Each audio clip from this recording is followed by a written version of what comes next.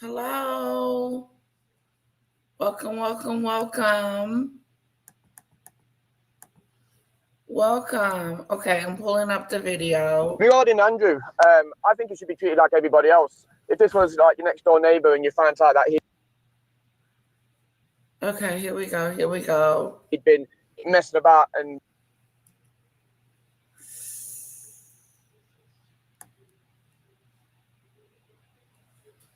Here we go. Where's Sue?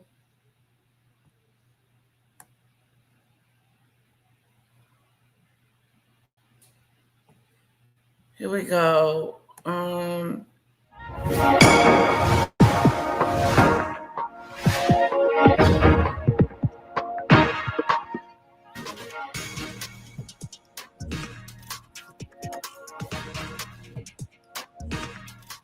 Hi, Snowdrop. Good morning, everybody, and a happy Friday morning to you. All right, you guys, we have a lot of royal family news, and then we are finishing up with the excerpts from Tom Bower's book, complete with pictures and video and what went on, okay? There's a lot in here. Oh, my God. Thank God it's coming to an end. But, yeah, and I have a message for you at the end for what's happening this weekend. So let's just jump in and get busy, shall we? Let's go. We are going to start out today with King Charles. He forked out £3.75 million for a house next to Queen Camilla's in Wiltshire. Now, newly published documents show that he spent the sum on the property next door to Camilla's home of 30 years. The king started a new company to purchase the old mill with land registry files stating that it was bought on March 2025 by a company known as Frisa Nominees Limited. That was set up in February 2025 with Buckingham Palace noticed as its correspondence address, and 2 royal employees are detailed as directors of the company. Now, Camilla bought that house after her divorce from Andrew Parker Bowles 30 years ago, and land registry documents appear to indicate that the property had newly registered owners of her son-in-law, Harry, and financier Jake Irwin. So that represents Camilla's daughter and her son, Tom Parker Bowles. So they're trustees. They hold the legal title for the land registry purposes, but they are not the beneficiary owners. The person who actually owns and controls it and benefits from it is Queen Camilla.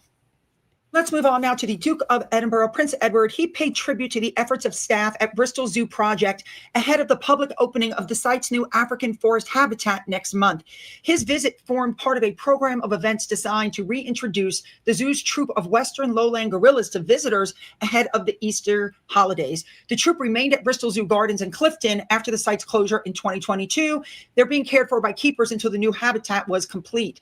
Now, small groups of guests are being gradually welcomed to the area, starting with just 10 visitors at a time, and it will increase to 2,000 members over the course of a month. Edward has been the patron of the British Zoological Society since 2013, and he was there to meet volunteers, conservationists, and keepers, as well as spotting animals, including giraffes and crocodiles. He gave a speech. He also helped make some gorilla food. We're going to move on to Princess Catherine, the Princess of Wales. She was gorgeous in emerald green. She was named the Colonel of the Irish Guards in 2022, and she visited the regiment for their St. Patrick's Day parade at their barracks at Aldershot. She took part in the annual parade wearing this absolutely gorgeous coat with the belt. She belted it. She had the Irish Guards cap star pinned to her jacket, given to the late Queen Elizabeth by the regiment in the 1960s. Now, after that, Catherine received the royal salute from the regiment on the parade ground. And after that, Catherine joined Irish Guards and their families in the officers' and sergeants' mess. And at the end of the parade, Ella 7 and 5-year-old Evie, the 2 daughters of the regimental quartermaster sergeant, gave her a bouquet of posies.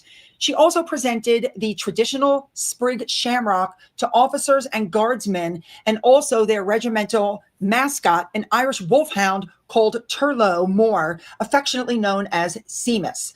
Now, speaking during the parade, the dog's handler said the Irish wolfhound is a unique mascot because they're bred for defending cattle in Northern Ireland, and Seamus does many ceremonial duties, such as what went on here. He took part in the ceremonial activities with the Irish Guards at the late Queen's Platinum Jubilee for her funeral, and then at King Charles's coronation.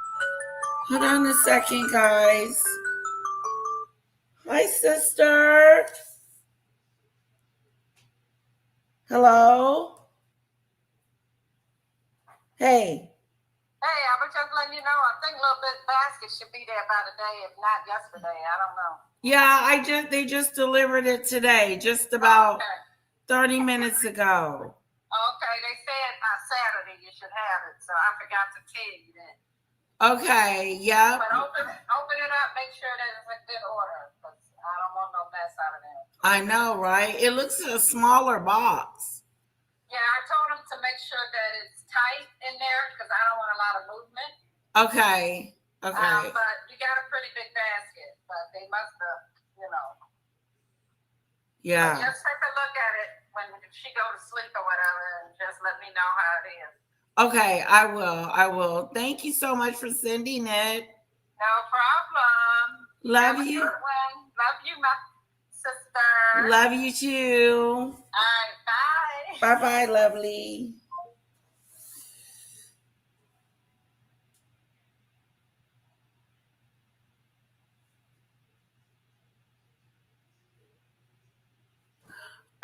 No, that was my sister Denise from Wisconsin, Milwaukee, Wisconsin, and she sent Kara her basket, her Easter basket. You know, I get her an Easter basket.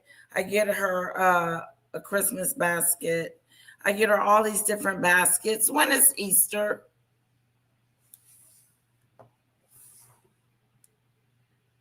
I think it's next week. Let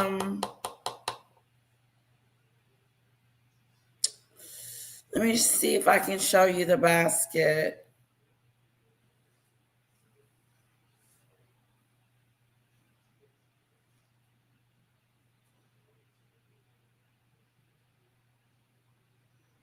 Basket, basket, basket.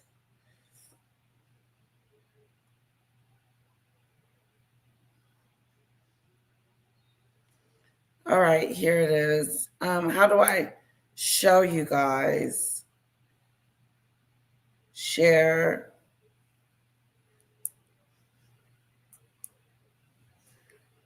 Share, share, share.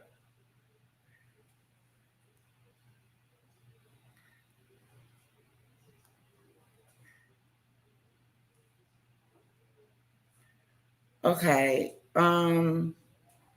I posted it on my Facebook. You guys have my Facebook page?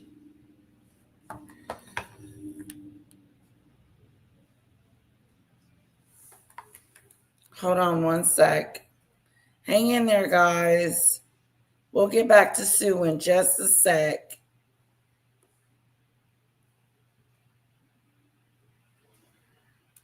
This is her Easter basket. It's not cheap either.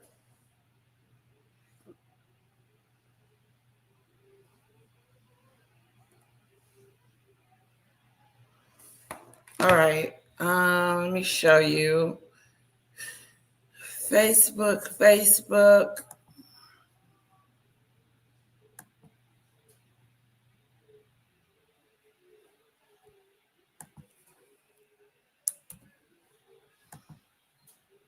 Here we go. This is my Facebook page.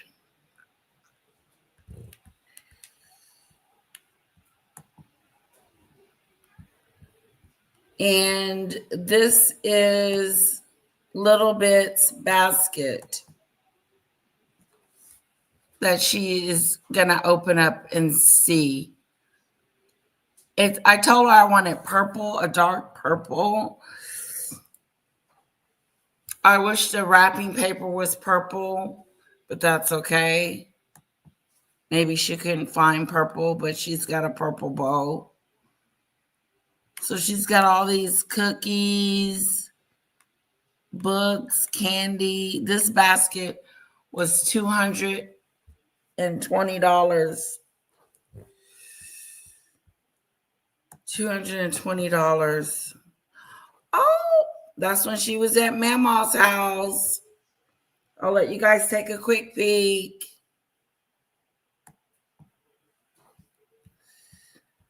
Okay.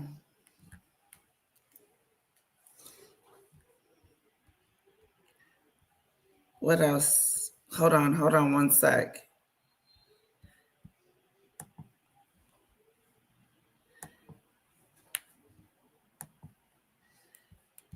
Just one little thing left. Oh, how did that get up there?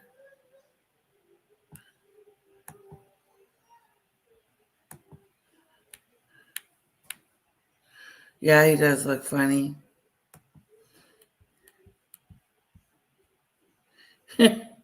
Hold on, guys.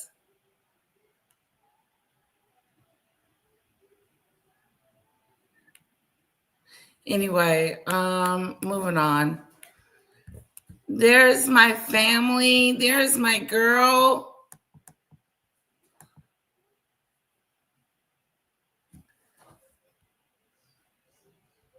There's my little.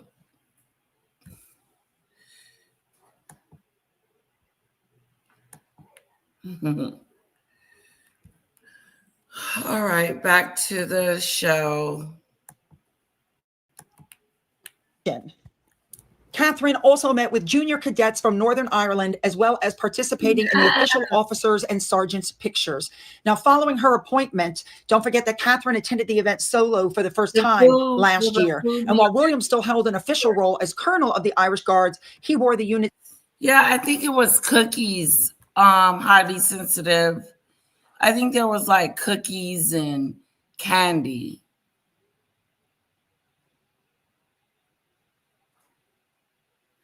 Cutie patootie. Yeah, she is a cutie patootie. That was Mama's house.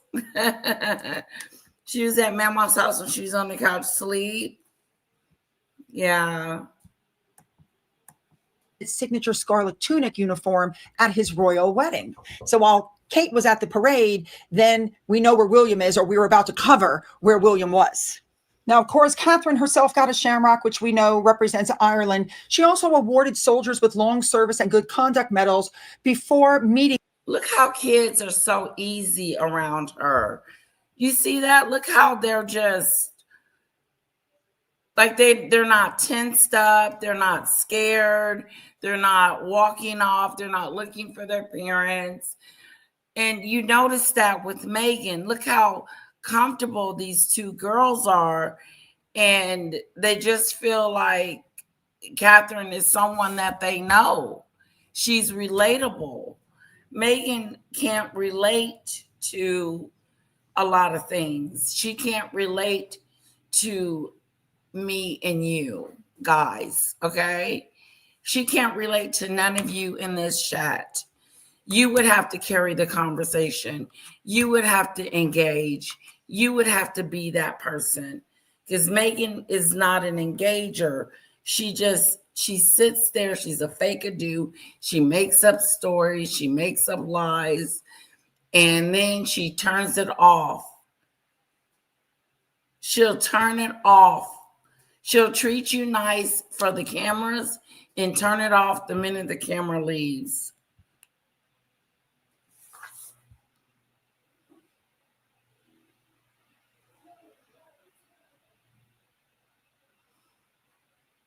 Oh, wow. Snowdrop.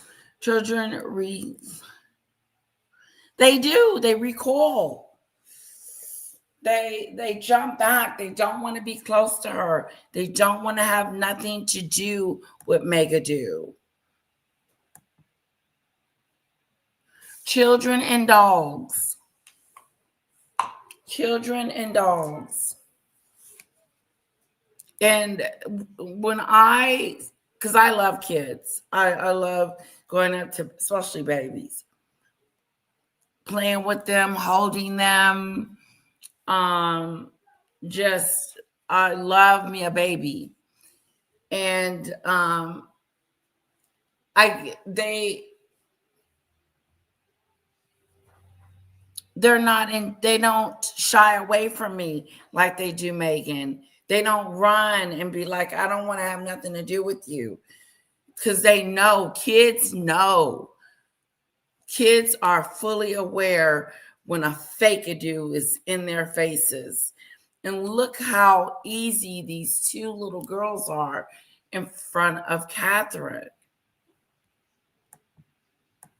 The junior cadets from Northern Ireland. And she looked at them and went, well done, all of you. It's a hard run. They're so attentive. There's just, oh, look at this. Look at her giving her some flowers. And look at this genuine smile on Catherine's face. Like, genuine. Really well done. Also told the wives of the Irish guards that they need a mums club to help with childcare because, it's hard to juggle all the children and all the responsibilities. So, and this all went on while she was at the barracks talking to the families. Now, while she was there was one little girl who just could not stop. And, watch Catherine during this interaction because, this is exactly what went on when Charlotte was little. Catherine met Lance Sergeant Mills, who led the drums and pipes during the parade, and his 3-year-old daughter, Vienna, appeared to be rather taken with Catherine. And while she was holding the youngster in his arms and leaning back, the little girl started squealing with excitement. And Catherine crouched down and said, "Are you afraid of doing a roly-poly?" And the girl squealed, ran away, and came back with the 3-year-old Mila, daughter of Sergeant English. And Catherine was like, "I love your green dress." Now, a lot of people... Oh, look at that. That is just... That stole. Wake up, everybody. That stole my heart, Snowdrop.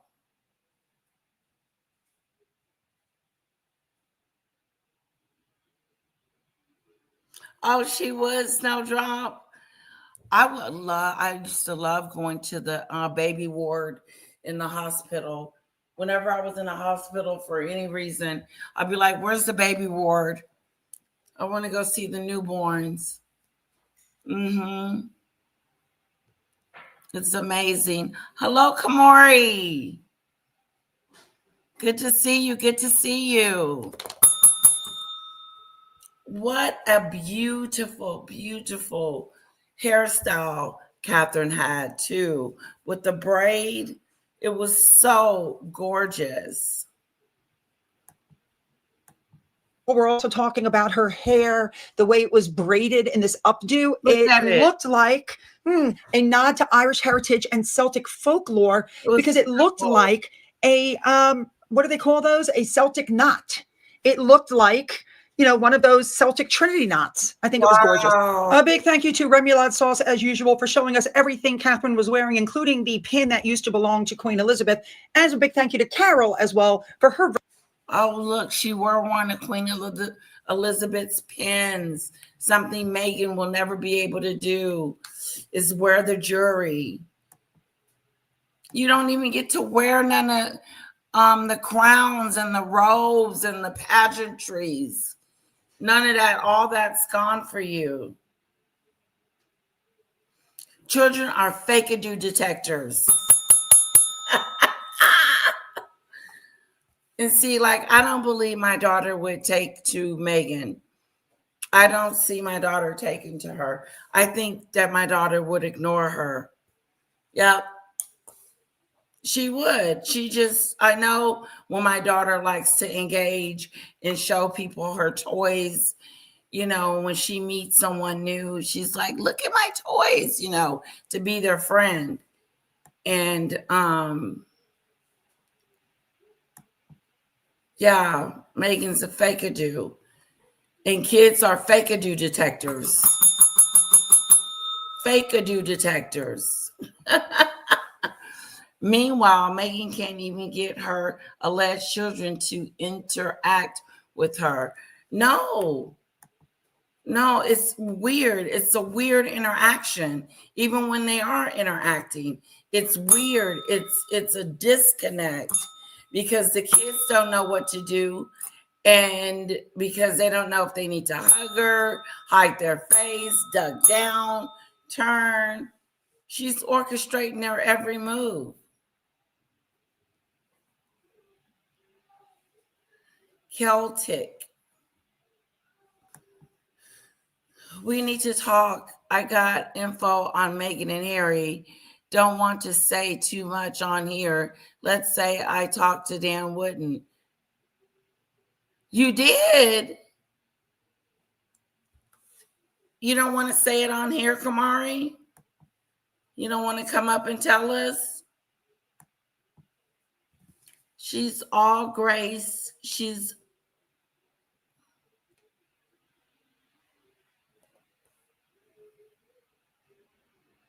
She appreciates the history. She did. She really went all out.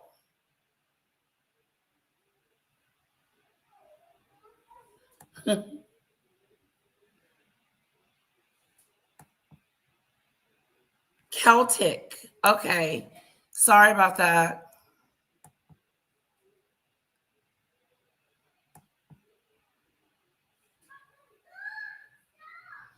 Yep.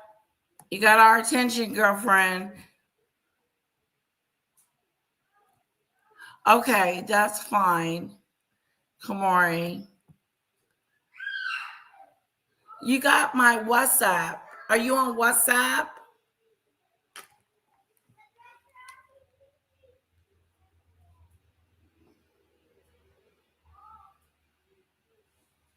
And you have my email address, but WhatsApp is the easiest way to get in contact with me.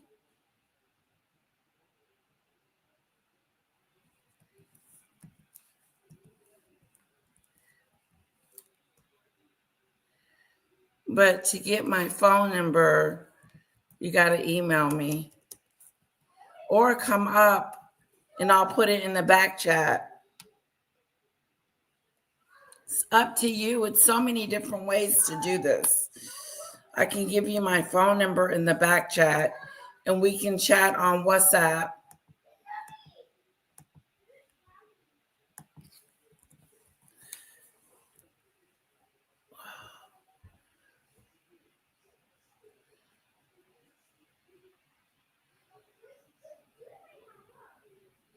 Oh, I see, Snowdrop. Oh, thank you. I didn't know if I did or not, because I'm not very good with words and names. Version of what Catherine was wearing. All right. Let's continue. So while this was going on, the Prince of Wales joined Greg James. He does comic relief for BBC, radio. He's a DJ, and he was doing comic relief fundraising efforts, making a surprise appearance on his tandem bike as he cycles across the UK. So William joined the broadcaster. They pedaled through the South Yorkshire countryside while this guy is undertaking an 8-day, 1,000-kilometer challenge from, a long, long distance. So this was the 5th day of the journey. And William was commenting, what you've done is set an example about helping out. That's the thing. It's volunteering some of your time, putting yourself through a bit of pain at the same time, and supporting others. And it's something we do very well in this country, but we really don't shout about it enough. Oh my God. These two were having so much fun, and there were parts of it. You can tell this guy's a comedian. Absolutely. Are you having a nice time so far? I'm having a great time. Okay. Do you feel safe? I do. Okay. So you're in control. I'm in control. The guy was joking. He told William on the ride, as you just heard, I didn't kill the future king, William. Thank you so much. That was I bet he was scared. Hi, Michelle. Yes, I've been on. I was on earlier, then I came back on. We're just really getting into it with this situation, but we are going to the movies today. What time do our movies start?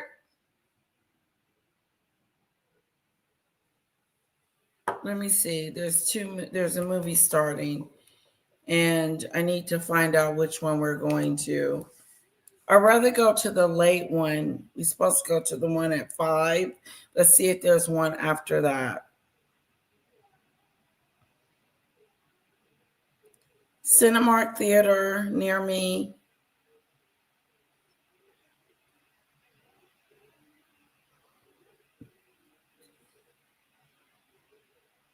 Cinemark Theater near me.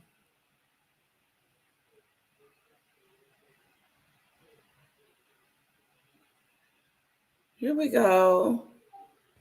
Hoppers. There's one at 7:55. Let me go talk to my husband.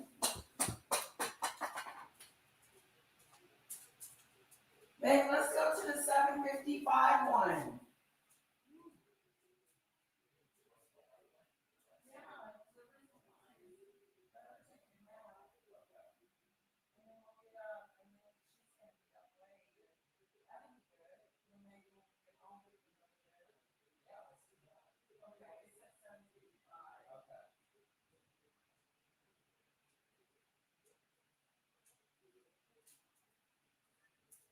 Okay, I got us going at 7:55 tonight. That's not too bad. Hopper. We're going to go see Hopper.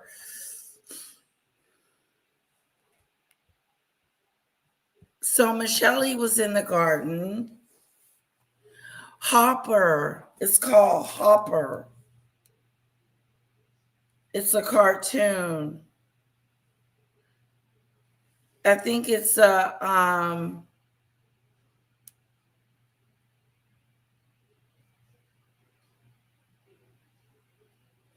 yeah, it's called Hoppers.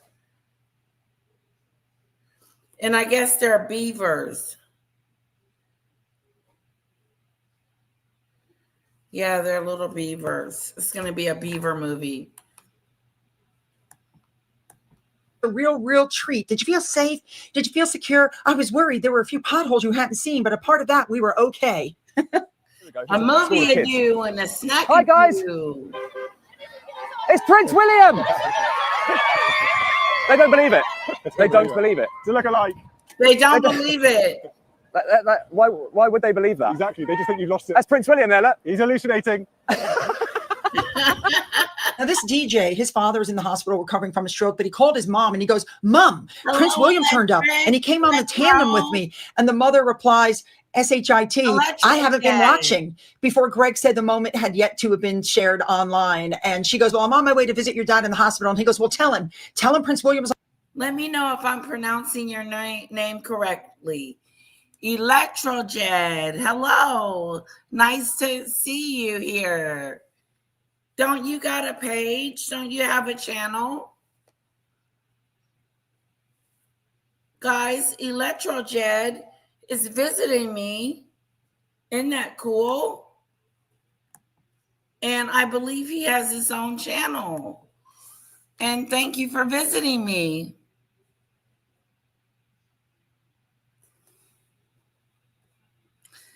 Last movie I saw at cinema was Top Gun 2. It was awesome. The recent Top Gun, the one that they just made, yeah, that wasn't too long ago.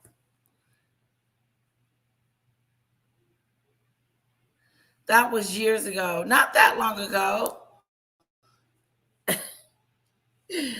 I've been great, Electrojed. How are you been? Thanks for coming to visit me. Mamma Mia. Mamma Mia 2. See, you guys have seen the sequels of this movie, so it hasn't been that long ago.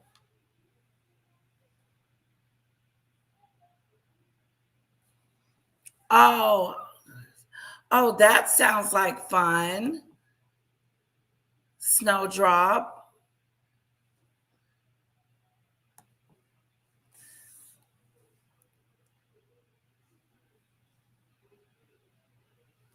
Electrojed, I know.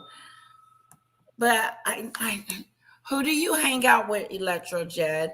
I've heard about you. I've heard your name. We've spoken before. It's good to see you.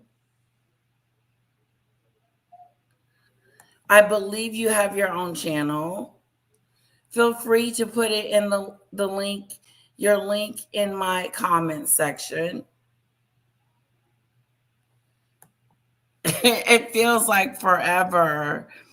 It has always been a pleasure to come and visit. Well, thank you. I really do appreciate that, Electrojed. And I like your name. It's unique. I remember decades ago going to see The Exorcism. Ooh, now that's a scary one. Which one? The first one? I wasn't old enough, but my sister snuck me in. Oh, girl. I bet you didn't like your sister after that. I almost had a nervous breakdown for months afterward.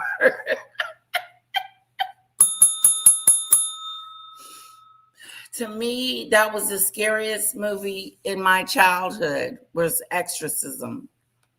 That was the scariest movie ever of all times.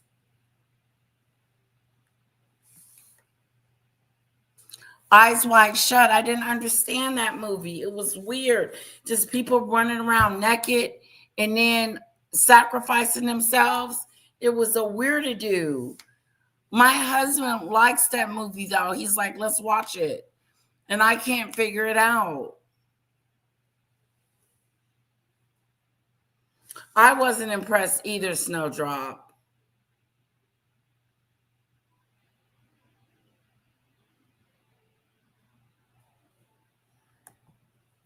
Okay. Here's the link. I'm going to drop the link just in case someone wants to come up and sound off or hang out or say something. Electric Jed says, I usually do movie reviews. Oh. Prepare videos, unboxings. Oh, talk on my live stream. Lately, it has been about stupid YouTube drama. Uh-oh. I know about the YouTube drama. I just know because I have my own YouTube drama. But with Maggot. But yeah, I have to ignore it. I'm learning to move in silence. And then those people that talk about me, Jed, Electric Jed, they eventually, well, Maggot hasn't went away. She's obsessed with me. She's like a stalker. That's what I consider her, as one of my stalkers. But if you have a stalker, it's harder. Hello, I have Electro Jed. Hello, welcome. Hello. How are you doing? I'm doing great. How are you doing? I'm doing okay. I haven't been here in a minute, but every time I come in, you've always been very pleasant to talk to and watch your streams. It's been cool. But yeah, we have a similar nemesis. That Maggot, yeah. Oh yeah, she was a very similar nemesis. Making up a narrative about you. Yes. That's yes, what I called it. But, I'm gonna stop responding to it. Yeah, she's an idiot. She just wants content, and she created content out of you after you were opening yourself up to her and, thinking that you could trust her. But you can't. She's not to be trustworthy. She's not trustworthy. She makes up stuff. And for her to have that rumor going on, it's despicable. She's despicable. Yeah. To make up a narrative about you. And it's hard. Yeah. It's hard. And let me not make this sound. It's hard to combat that, especially when you're a man and a woman is accusing you of certain things, because it just looks bad no matter what. Now, it doesn't matter if a man says that about a woman or a woman says that about a man, it's still bad. No matter how you cut it up, no matter what, it's just bad to do. And I find that for content, certain types of content creators like her, it's just easier to go for the low-hanging fruit instead of doing any type of investigating. And it's sad, but I've moved on and I'm no longer going to give her or those people any more attention. I think I gave them enough attention. Yes. You have to get to a point. It's hard not to listen because I am guilty of going over there, listening to her, talk about me, say my name, bring me up. Lady Letitia this, Lady Letitia that. So I know it's not easy staying away from the enemy because you kind of want to know what the enemy is saying about you. I do. But it's not true. And she's full of lies. And I know she's a liar. So I know what she said about you was full of lies. So I automatically knew when she was trying to stir up the pot that she was lying on you. I said, look at her trying to create content from this gentleman's story so she can have something else to talk about on her page, because she's dried out. She has nothing. Anytime I'm your content, that lets me know that you have nothing. Exactly. Exactly. And as long as sorry, I didn't mean to step on you there. I didn't mean to talk over you. But I am going to say this. It's always, never mind about her and that. Let's just get into, I'm enjoying the conversation, or I'm enjoying what you're talking about now. And let's focus on that, because I don't want to give those trolls and that troll account any kind of, even, any kind of press. Even bad press for her is good press. So I just came up here to say it's been a pleasure. It's always nice to come in here and listen to you talk. And I think this is the first time I come up and actually chat with you. Thank you for letting me come up and chat with you. But I wanted to let you know that it's always a pleasure to come here. Well, I definitely wanted you to know that you do have friends out there. People are not listening to her. She's a bottom basement bitch. And I know that you don't want to bring her up and talk about her anymore, because I don't. And so I've been moving in silence. But the truth is the truth. She is that person. There's something seriously wrong with her. She is not well. She is not well. No, she's not.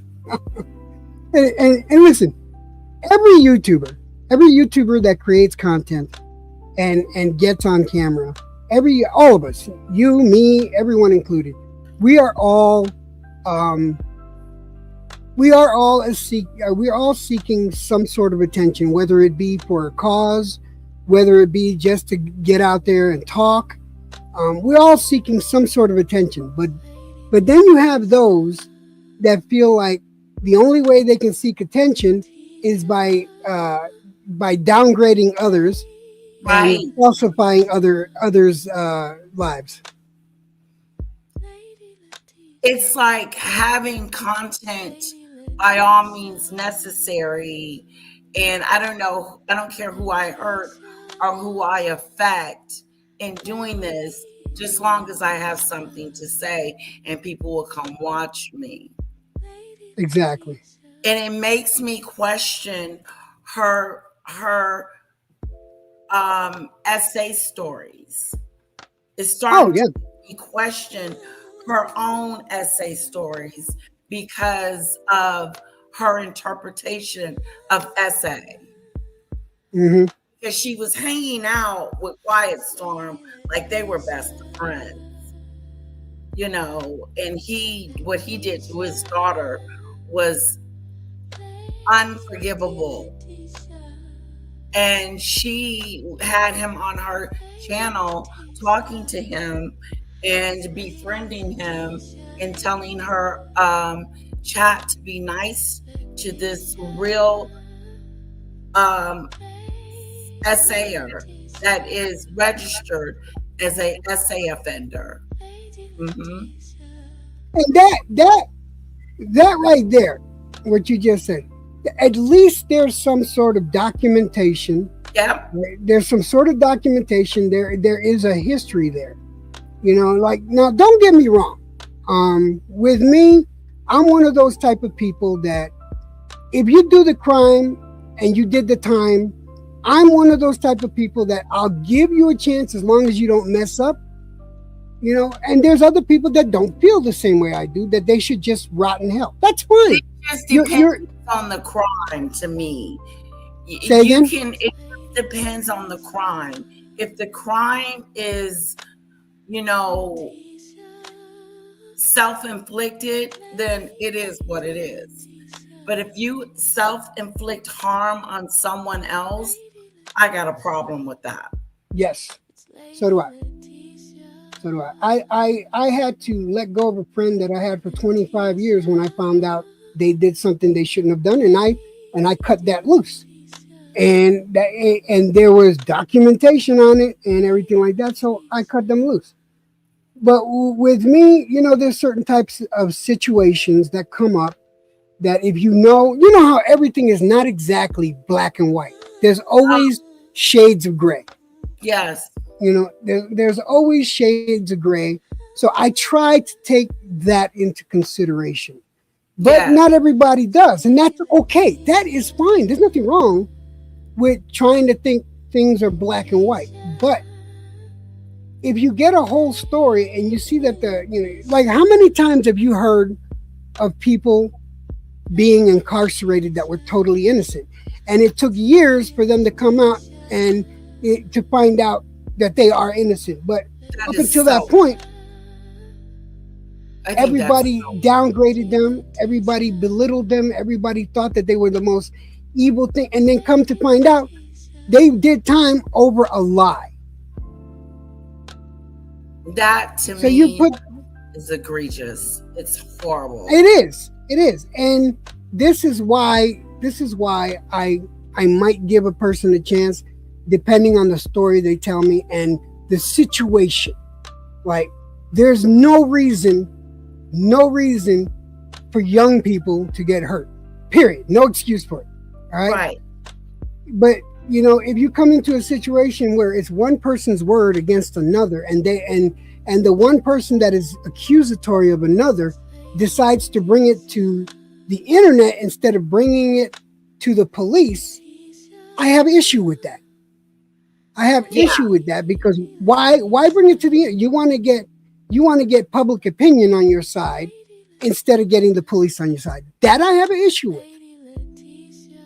That I have it because you can ruin a person's life that way. Yes, you can. Very much so. Accusations. But it's making accusations that are not true. Yeah, But I remember I was threatened. We're gonna call CPS on you. And it threw me. It scared me and threw me. And it did make me call the police and say, I just been threatened, and got it all on record and all that other stuff. But, to threaten me and to say that and to do that was very disturbing. It's not just disturbing, it's deplorable because, people think it's funny. Like, you got those people that will think that's funny and they don't think nothing of it. But people have, when people get swatted, there's a definite possibility that someone can get hurt when someone gets swatted. Yeah. Exactly. I know a person personally, right, that they got swatted. And they almost got unalived by the police, and they did nothing wrong. Exactly, just like when Maggot called the police on Polly and had the police go over there and do that welfare check on her. To me, was just unforgivable, unexcusable. And she should be accountable for her behavior. Like making false accusations to the police. Yes. There needs to be some sort of accountability for that type of action. Kind of accountability for that behavior. Mm-hmm. Let me ask you this. I got a genuine question to ask you. At what point do you feel, and this is nothing against any of the chatters here, but I know that you've been in pages where some chatters feel that feed into it, just because they want to be entertained. At what point do you hold the chatters to be culpable for what they say in the chat and what they decide to spread around. At what point do you feel they're culpable for their actions? That's a question to you. Two things. Like, say for instance, my adversary, Maggot. I'm not expecting anybody in her chat to say anything nice about me or anything productive or cordial. So 9 times out of 10, I really don't read what they have to say. I don't, because I know it's going to be something that is going to be negative. And especially if they say something about my child, I really get pissed. So I don't really read that. And so, but if you are in my chat, okay, and you are in her chat and you're talking about me in her chat, then I don't want you over in my chat. Does that make sense? No, it makes total sense. But it doesn't stop them unless you got really good mods, and they'll silence them right away, which is a good thing. But it's like, how do you hold these people that spread this stuff just because they want to be entertained? How do you hold them accountable for their actions? Because you and I, as content creators, we're responsible for the content we put out. Right? Our channels are a reflection of us. Yeah, it's our brand. Yes. So when you have someone defaming you like Maggot, then her minions is going to go around and spread that. They're going to go around and spread whatever she said, da da da da. But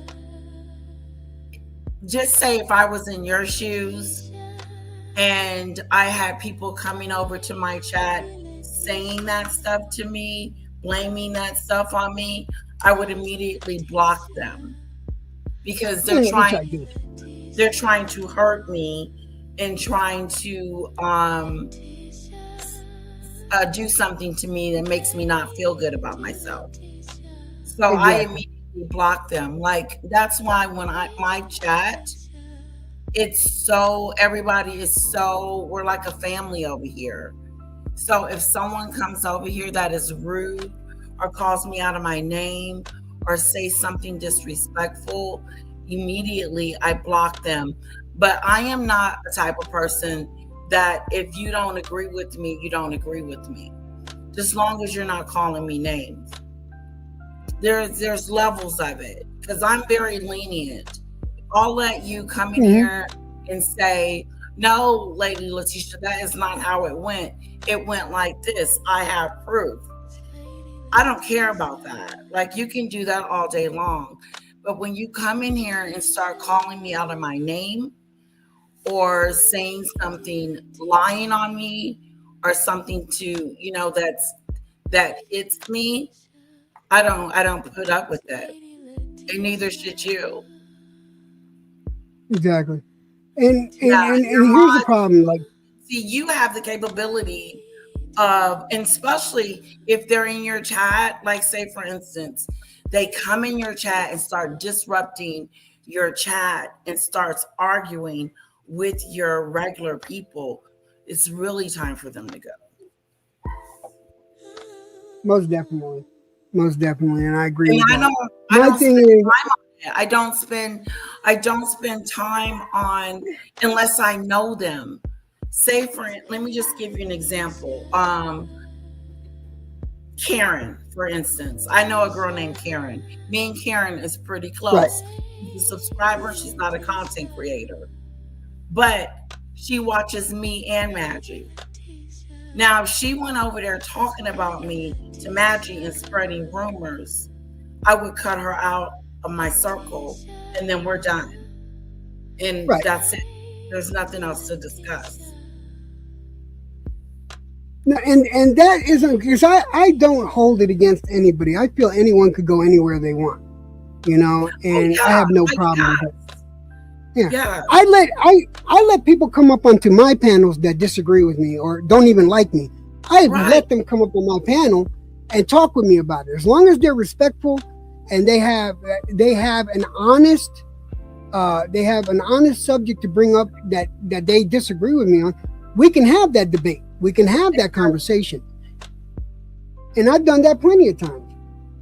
And like, you're my guest, so I wouldn't let anyone disrespect you and be rude to you in my chat.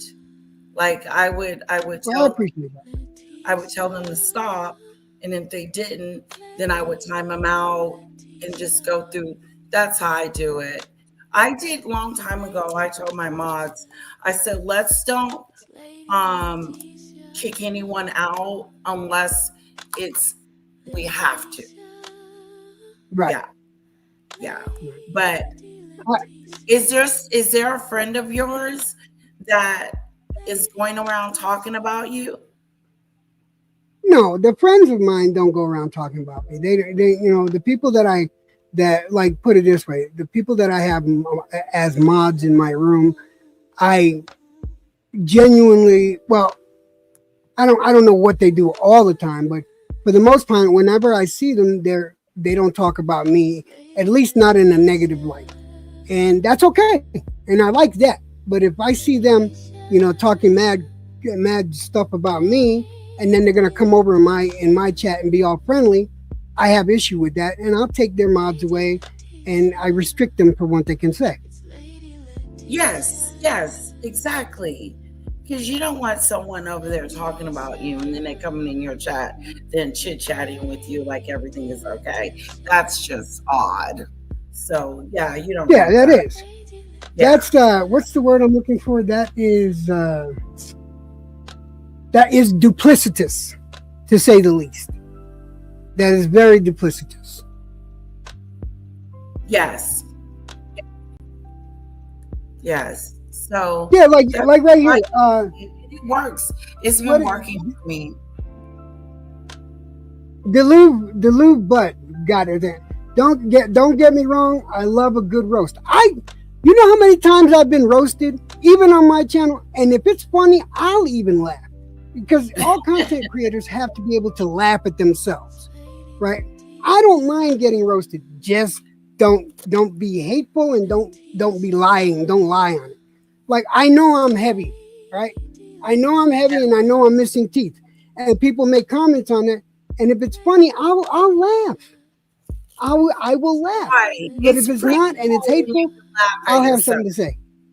Yeah, it's really cool when you can laugh at yourself. It really is. Now, hey, Polly, how you doing? Hi, Polly.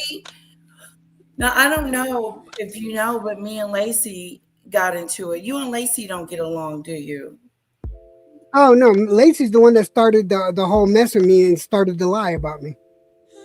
And her and I used to be real close. We used to be real close until I disagreed with her on something, and then she started backstabbing and making up all kinds of stories.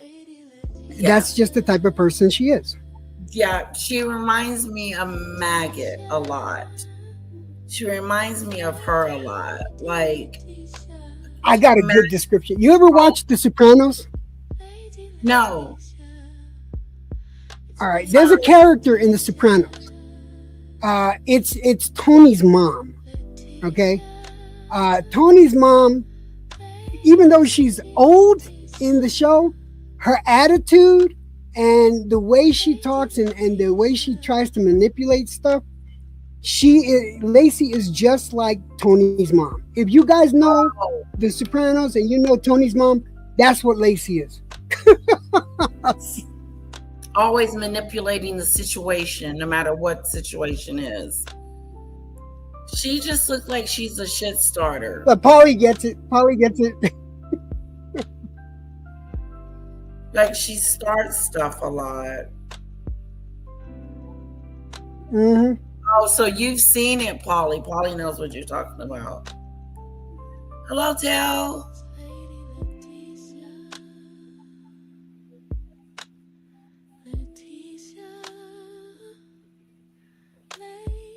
Yep, I'm reading Polly's comments. She's getting it exactly. I love it when I get the right analogy, and that's the right analogy. But listen, I came up here just to tell you I have fun listening to you. I don't want to take up all your time because you were talking on other stuff, and I don't want to make this about drama. You know? No, you're always welcome. And I love visitors. I don't get very many. So thanks for coming. Thank you for having me. And I'll make sure to make it a point to come by more often. And thank you again. Much love and respect to you and your chat. Okay. Bye, Electro Jed. Bye. I've heard of it too, and I think I've seen like bits and pieces of it. Yeah.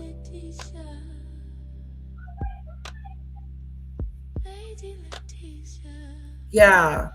It's the Sopranos. They're like a gangster's family.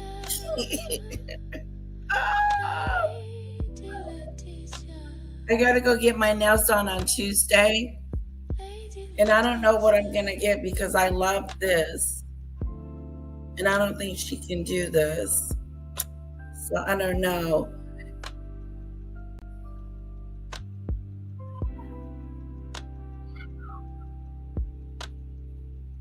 What does that mean, to love, too?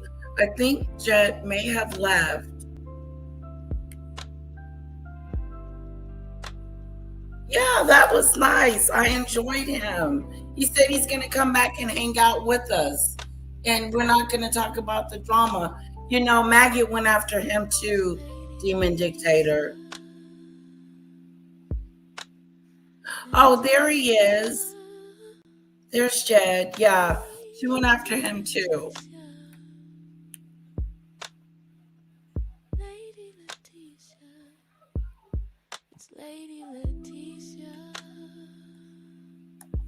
On the back, and I didn't fall off, and I haven't killed the future king. Tell him that from me. And she goes, oh, I will, you amazing boy. Next up, King Charles had some meetings. He met the High Commissioner for Canada, William Blair, St. Vincent and the Grenadines, Brereton Horn from Australia, Jay Weatherhill, and this all took place at St. James Palace. He also, by the way, met Ukrainian President Zelensky at Buckingham Palace. And next up, we have Princess Anne, the Princess Royal. On March 17th, she officially opened the Clore Learning Center at Kensington Palace.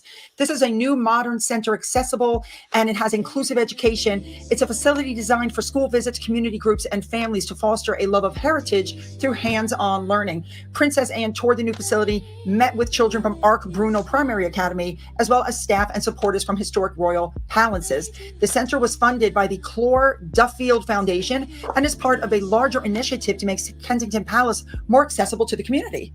Moving on March 17th, back to King Charles, he visited the Garrison Chapel in London to view the new wood Building a Bio-Based Future exhibition. He was joined by the President of Finland, Alexander Stubb. And what the king did was he explored sustainable wood-based alternatives for daily items. It highlighted eco-friendly, innovative materials, and this exhibition is a joint initiative with the King's Foundation. They have a lot of advancements in textiles, packaging, bio-based products made from sustainable forestry. It highlighted the circular bioeconomy.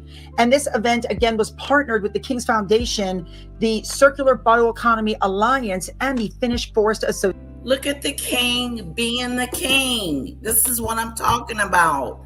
This is him being the king, taking care of business, taking care of his country, making sure everybody's okay, meeting with the people. He's doing exactly what his mom did, and that was serve the people.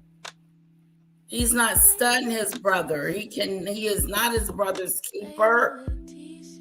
He is not Andrew's keeper.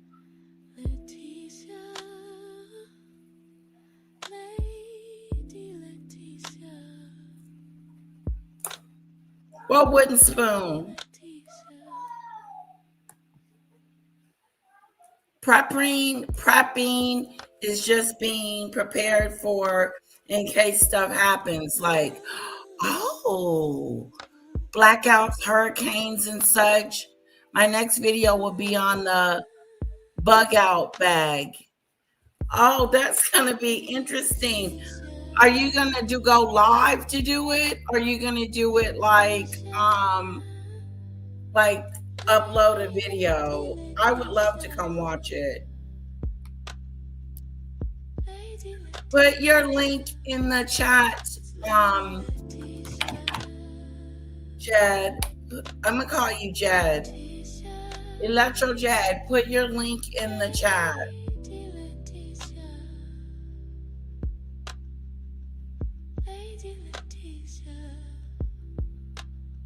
Yeah, Donald Trump is always on the golf course.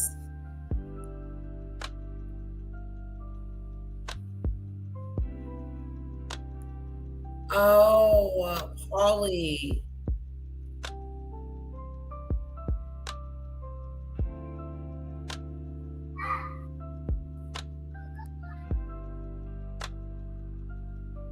She's Val. Lauren, hello. It's so nice to meet you.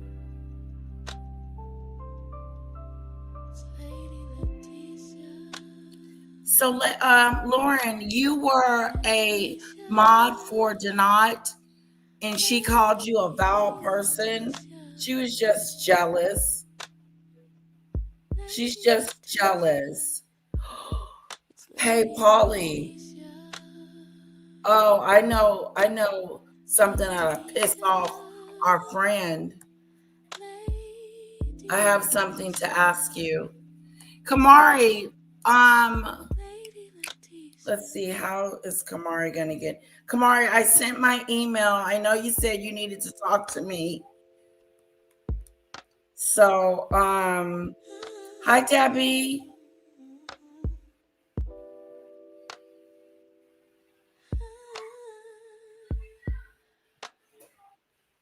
So I'm looking. YouTube, Gmail.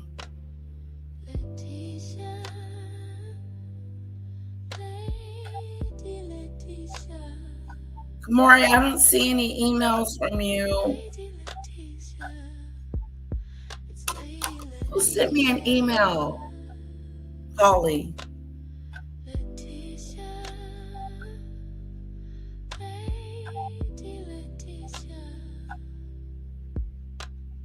Okay, I'm putting a star by it.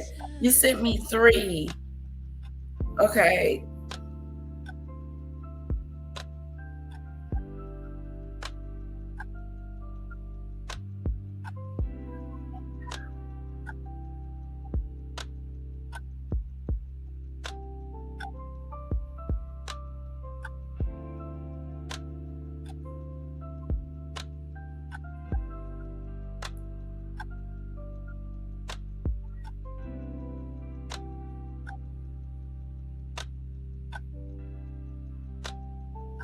Right. You're so right, Polly. I just got the one engaging in the chat. You're absolutely right. Lauren, let me know if you want to come up and tell your story about what happened. Okay? You're in a safe space here, that's for sure. But I have to do a video on Lady T because she ain't on the up and up. She ain't on the.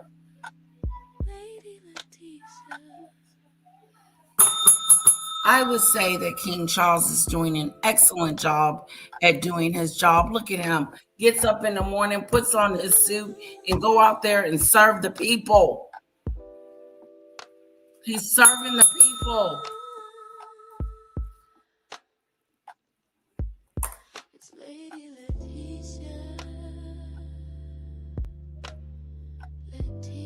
Thank you for that, Polly. If I do it again, just remind me. Hi, Pickles.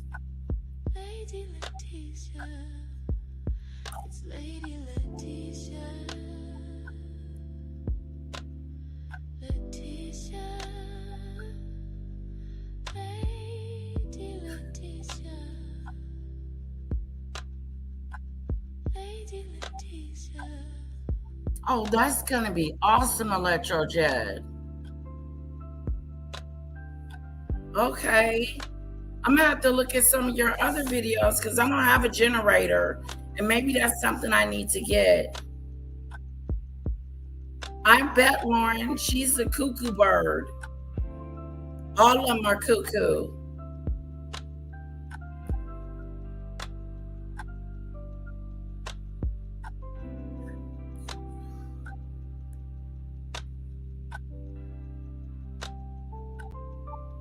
That's what I heard too, Dale. Association.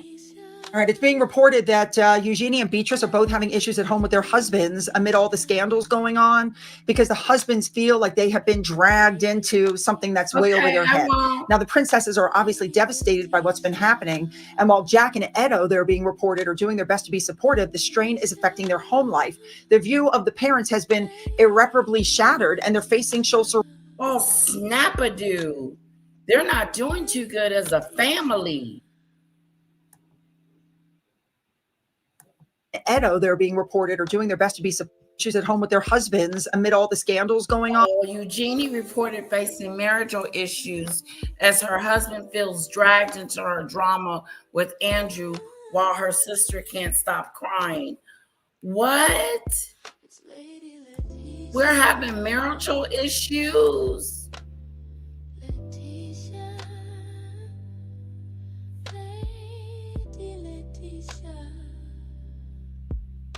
Yeah, she shouldn't be on this app, Jed. She shouldn't be up here.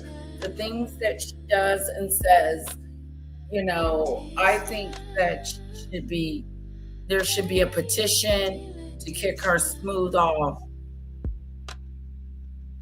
I honestly do.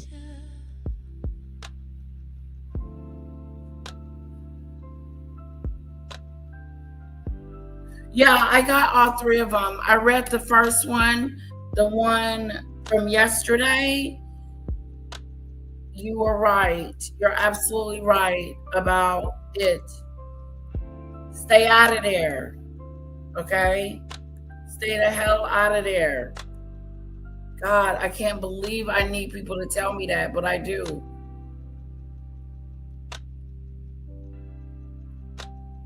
See, that's what I'm saying. My sister has a generator, but we don't have a generator. And I'm thinking to my husband, we need to get a generator.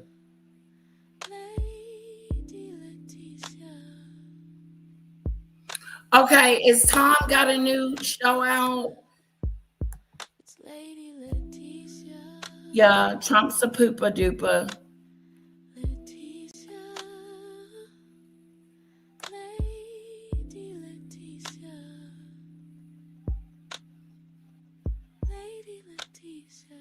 Yeah, that was that stupid stuff. That's that stupid stuff. King Charles had lost it.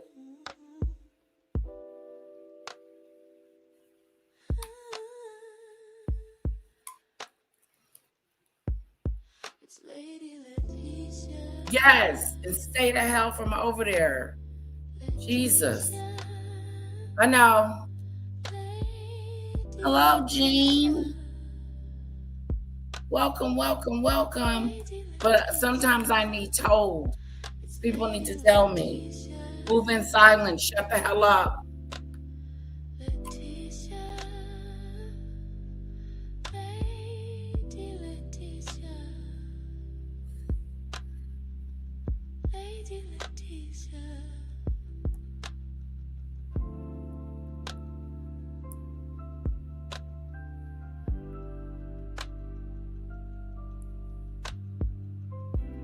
Me too. I need to prepare. I need to prepare a bag.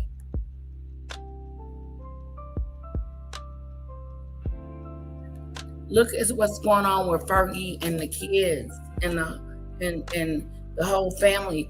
Eugene's marriage is falling apart. Beatrice can't stop crying and trying to figure out what they're gonna do with Andrew. on, because the husbands feel like they have been dragged into something that's way over their head. Now, the princesses are obviously devastated by what's been happening. And while Jack and Edo, they're being reported, are doing their best to be supportive, the strain is affecting their home life. The view of the parents has been irreparably shattered, and they're facing social ruin. And now Jack and Edo have been dragged into the drama, and they're facing questions about Andrew. It's absolutely mortifying. And talking about Andrew, they're saying that William has made a firm decision that Andrew cannot be around Catherine or the kids ever again. The door is closed. So if there's an event where Catherine and his children will be there, Andrew will not be there. And that includes, unfortunately, when the time comes for King Charles's funeral, Andrew is not going to be there. He doesn't want that shadow anywhere near Catherine or his children. They come first. All right, moving on. We've all heard about Jackie O and Gemma O'Neill. So are you trying to tell me the brother of the king can't go to the funeral? Is that word on the curb?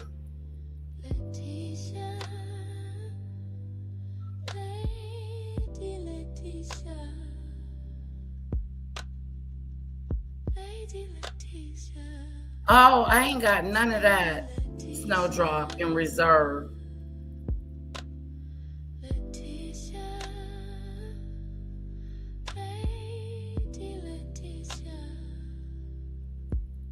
Okay, guys. What do you think is going to happen to Fergie and Eugenie and Beatrice? Do y'all care?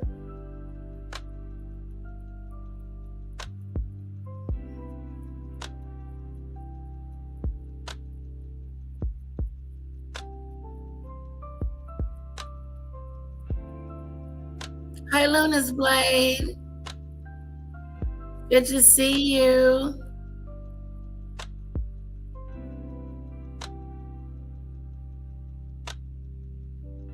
You got hot all of a sudden?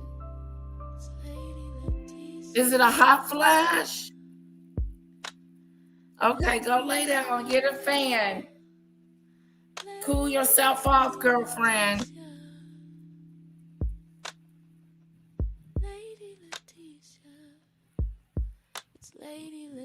Okay, so we're gonna keep going. What Jackie O. Henderson with this podcast with Meghan, but Jackie O is apparently accusing her former employer, ARN, of wrongful termination and misleading investors because her $200 million radio deal with her co-host Kyle Sandilands has collapsed. She is threatening the company with legal action for wrongful termination. So apparently something happened online, and she was in tears, and they're saying that she cannot work with Mr. Kyle Sandiland. That's what she told executives after he made some harsh on-air comments. And so she's been terminated.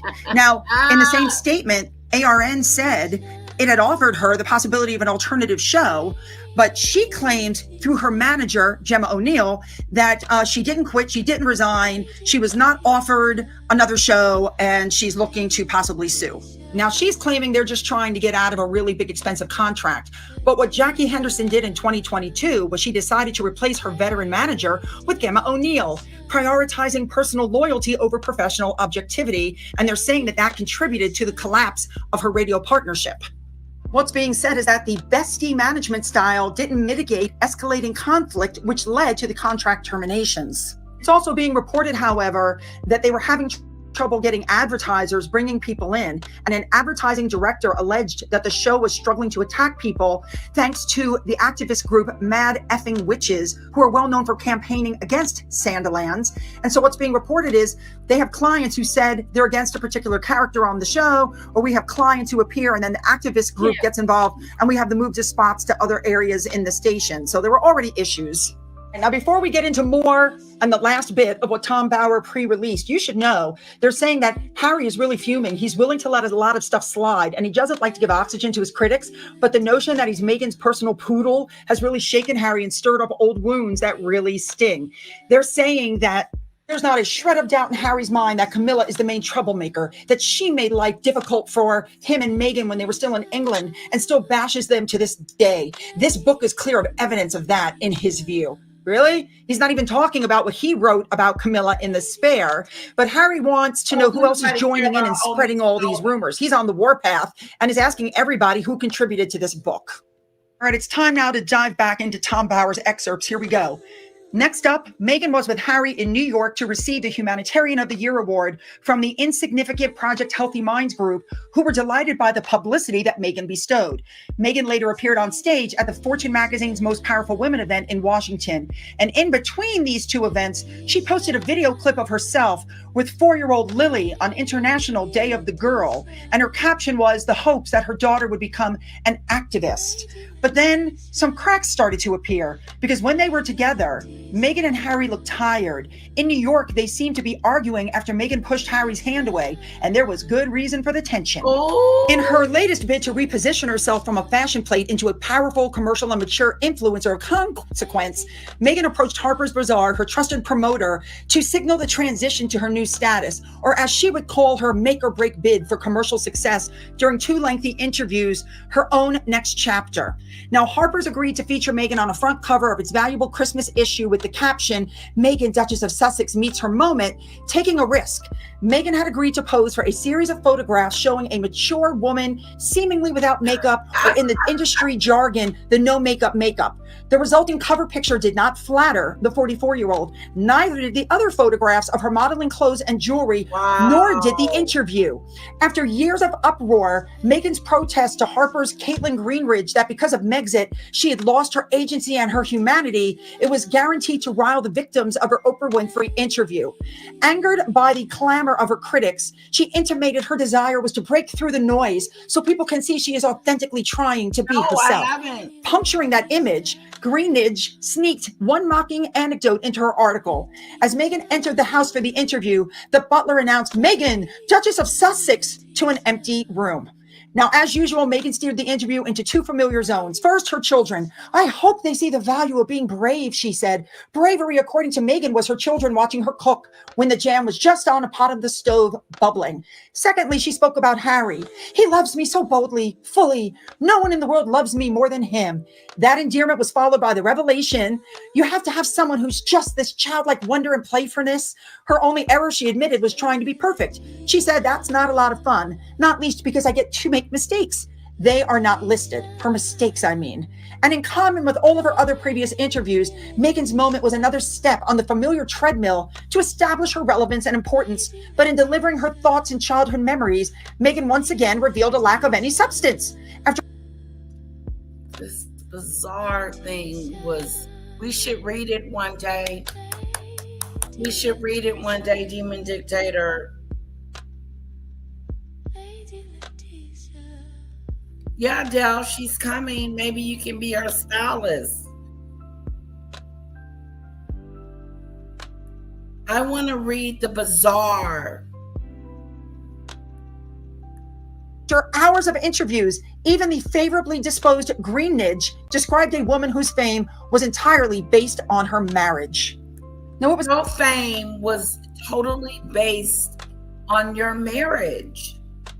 Without your connection to Harry you were nothing to do. I know.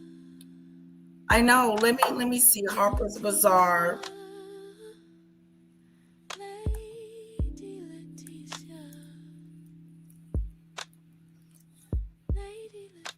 This bazaar.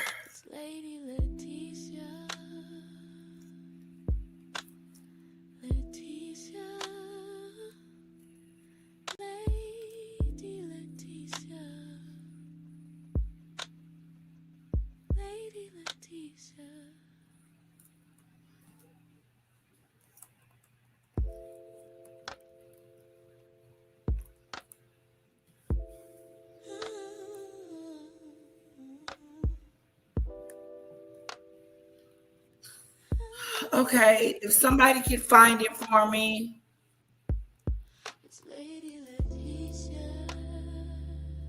Okay, Meghan Markle. Found it.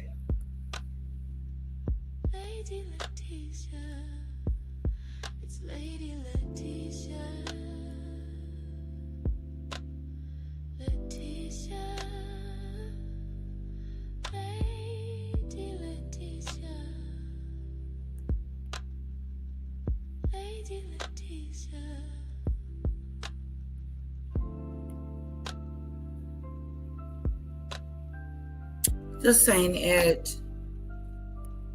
I would have to find it. I gotta find it. Yeah, but she is.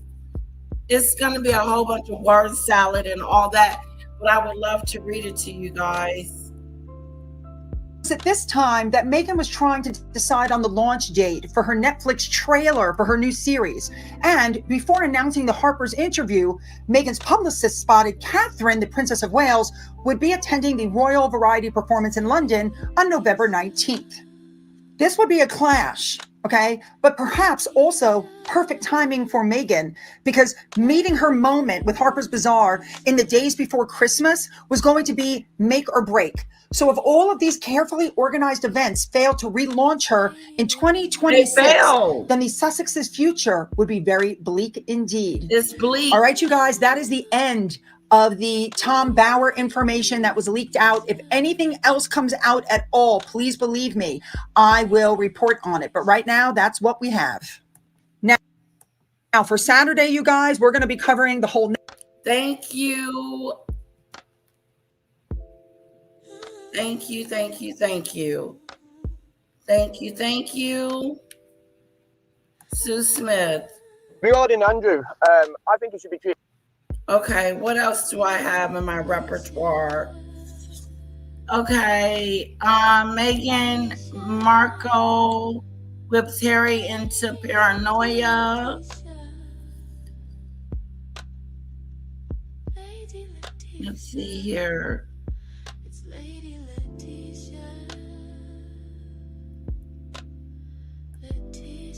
Prince Harry, the Duke of Sussex, because it appears there are figures in the Home Office who are seeking to thwart his efforts to have armed royal protection here in the UK. I was told by Jeffrey Epstein, Yelena's waiting for you upstairs in the bedroom, and she. Prince Harry, the Duke of Sussex, because it appears there are figures in the Home Office who are seeking to thwart his efforts to have armed royal protection here in the UK. Why is Harry so focused on having royal protection when he's in Britain, given the fact that he goes to Ukraine, which is at war, he goes to China, which is a totalitarian dictatorship, he goes to Mexico, goes to Africa, but for some reason when he's in Mayfair, it's cops. Well, Meghan is obsessed with the fact that they're in danger. Her and her children are in danger. So Harry comes over and he's always said, I'll brave it on my own, but I would never put my wife and kids in danger. And I personally think she slightly holds it over him because she doesn't want to come over here because, well, she probably knows how the public would react if she came over. You know, she's not exactly the most popular person. But they have to come over next summer because the Invictus Games are coming over to Birmingham. So he's got to line this up in time for next summer. And I was told about 4 or 5 months ago that it was nailed on, this security. And the reason is because the police are saying, look, he really does have to have it because he has got real threats. There are real threats. They've seen the list. And apparently if you saw the list of threats against him, it would make your eyes bleed and you'd understand where he's coming from, according to his side of the argument. But the civil servants are now saying, it doesn't matter. It's a political hot potato. It would look dreadful to give him taxpayer security for the reasons you just said. He goes all over the world and he seems absolutely fine. And we certainly wouldn't want to pay for his security over in the States, given that he's shirking his duty, and he gave up being a working royal. To what extent, notwithstanding the pressure from Meghan, and you've got the best sources and I trust your every word when it comes to these royal scoops, what about Harry himself? Is there an element that he wants to have an entourage when he comes to the UK? Is it a flex having the armed cops? Does it remind him that he's the king's son? Is there an element of ego involved in this? That's very astute. I think it probably is. I remember when he went to Claret's house last. For Meghan, it is. She wants to flex. She wants to pretend. She's got it going on. She's got royal protection. She's got the real deal, thank you, meal security. That's what she wants. I don't think it's so much as Harry. I think it's Meghan because, she lied and brought in the fact that, it was because the color of Archie's skin that Archie wasn't going to get security. Stupid stuff. Does that make sense? Because Archie's going to be black, he wasn't going to get security. That was Meghan blackmailing the family. No, that is not true. He gets security, just like you do. You just don't get the kind you want.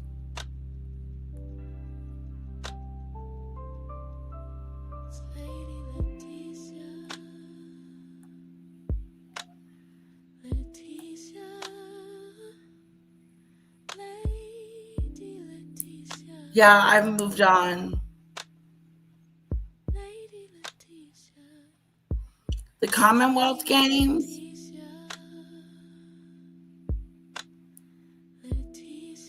Oh, I've never even heard of it. The love, there's some games going on. Jean says royal protection is what Howard would have used before he had the kids. Exactly. Before he had left, Jean, before he left the royal family. Exactly, Jean. The same protection. We're not going to give you protection, but we'll give you protection because you look white, Meghan. We're not going to give it to Archie because he's got too much black in him. That's that stupid stuff. It didn't make sense then, and it doesn't make sense now. It's becoming as big as Meghan's. His ego is really. I'm the son. I'm a public figure. Not over here in the United States, you're not. You're a civilian.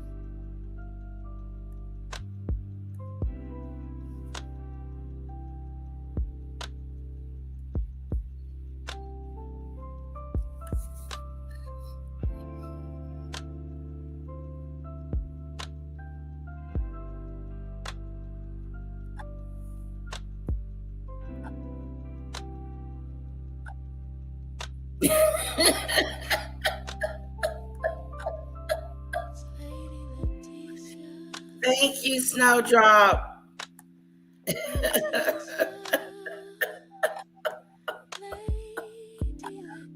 Harper's Bazaar. Yes. Yes, yes, yes.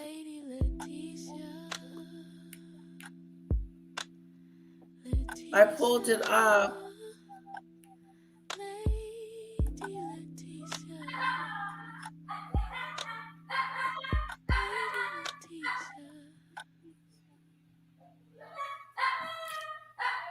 Hold on.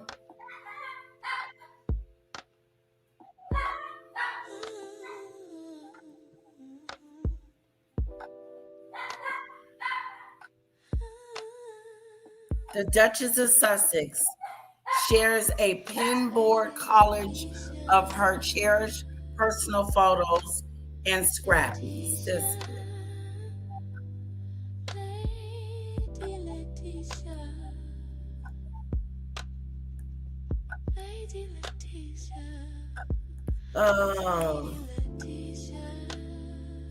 Let's see if I can read it. What's on Duchess Meghan's mood board for 2025 while she just gives us a glimpse of her latest Instagram post? Okay, we're going to read it. September to visit his dad, and he did suddenly have the fleet of Range Rovers with the little discreet blue lights. And I just thought, I do remember thinking, I bet he's absolutely loving this. And I don't think it's just about jumping the lights at traffic jams. I think you're right. I think he wants to be reminded of his former status. What's happening in the US at the moment is that his status has completely dwindled to nothing. And even Netflix sources are saying they are, quote, done with Prince Harry. Yeah. So there's just nothing left over there. And I think you're right. I think having the security makes him feel like he's someone again. And do you think that he will prevail? Because clearly within the Home Office, they're picking up, they're sensing the political backlash that will happen if he gets his armed royal security, because my viewers and listeners will have to pay for it. My viewers and listeners, no doubt your readers at the Mail on Sunday will take the view, well, this guy chose not to be a frontline serving royal. And if you're not a frontline serving royal, then you cease to have the royal protection. If I cease to work for Talk, I don't get a work pass that gets me in the building anymore. Yeah, consequences. Sense. Yeah, I think the civil servants are right to pick up on the mood of the nation. I just wonder whether we would regret it if something happened to him, because he was unbelievably stupid and talked about how many people he'd killed in Afghanistan, which is entirely his fault. But let's not forget, and I'm not, a defender of Prince Harry, but let's not forget his mother died in a car crash. He's completely paranoid. Meghan whips him up into further paranoia.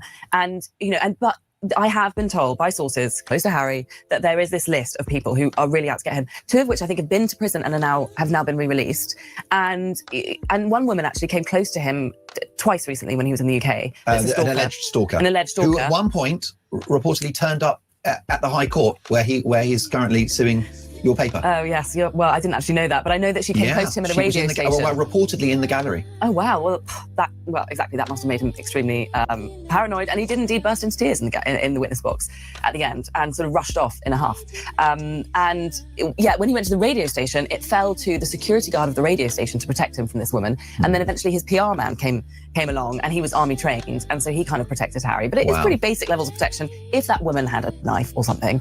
And we might feel guilty, even though the nation is hardly a fan of Prince Harry these days, if something bad happened to him. He is Diana's son.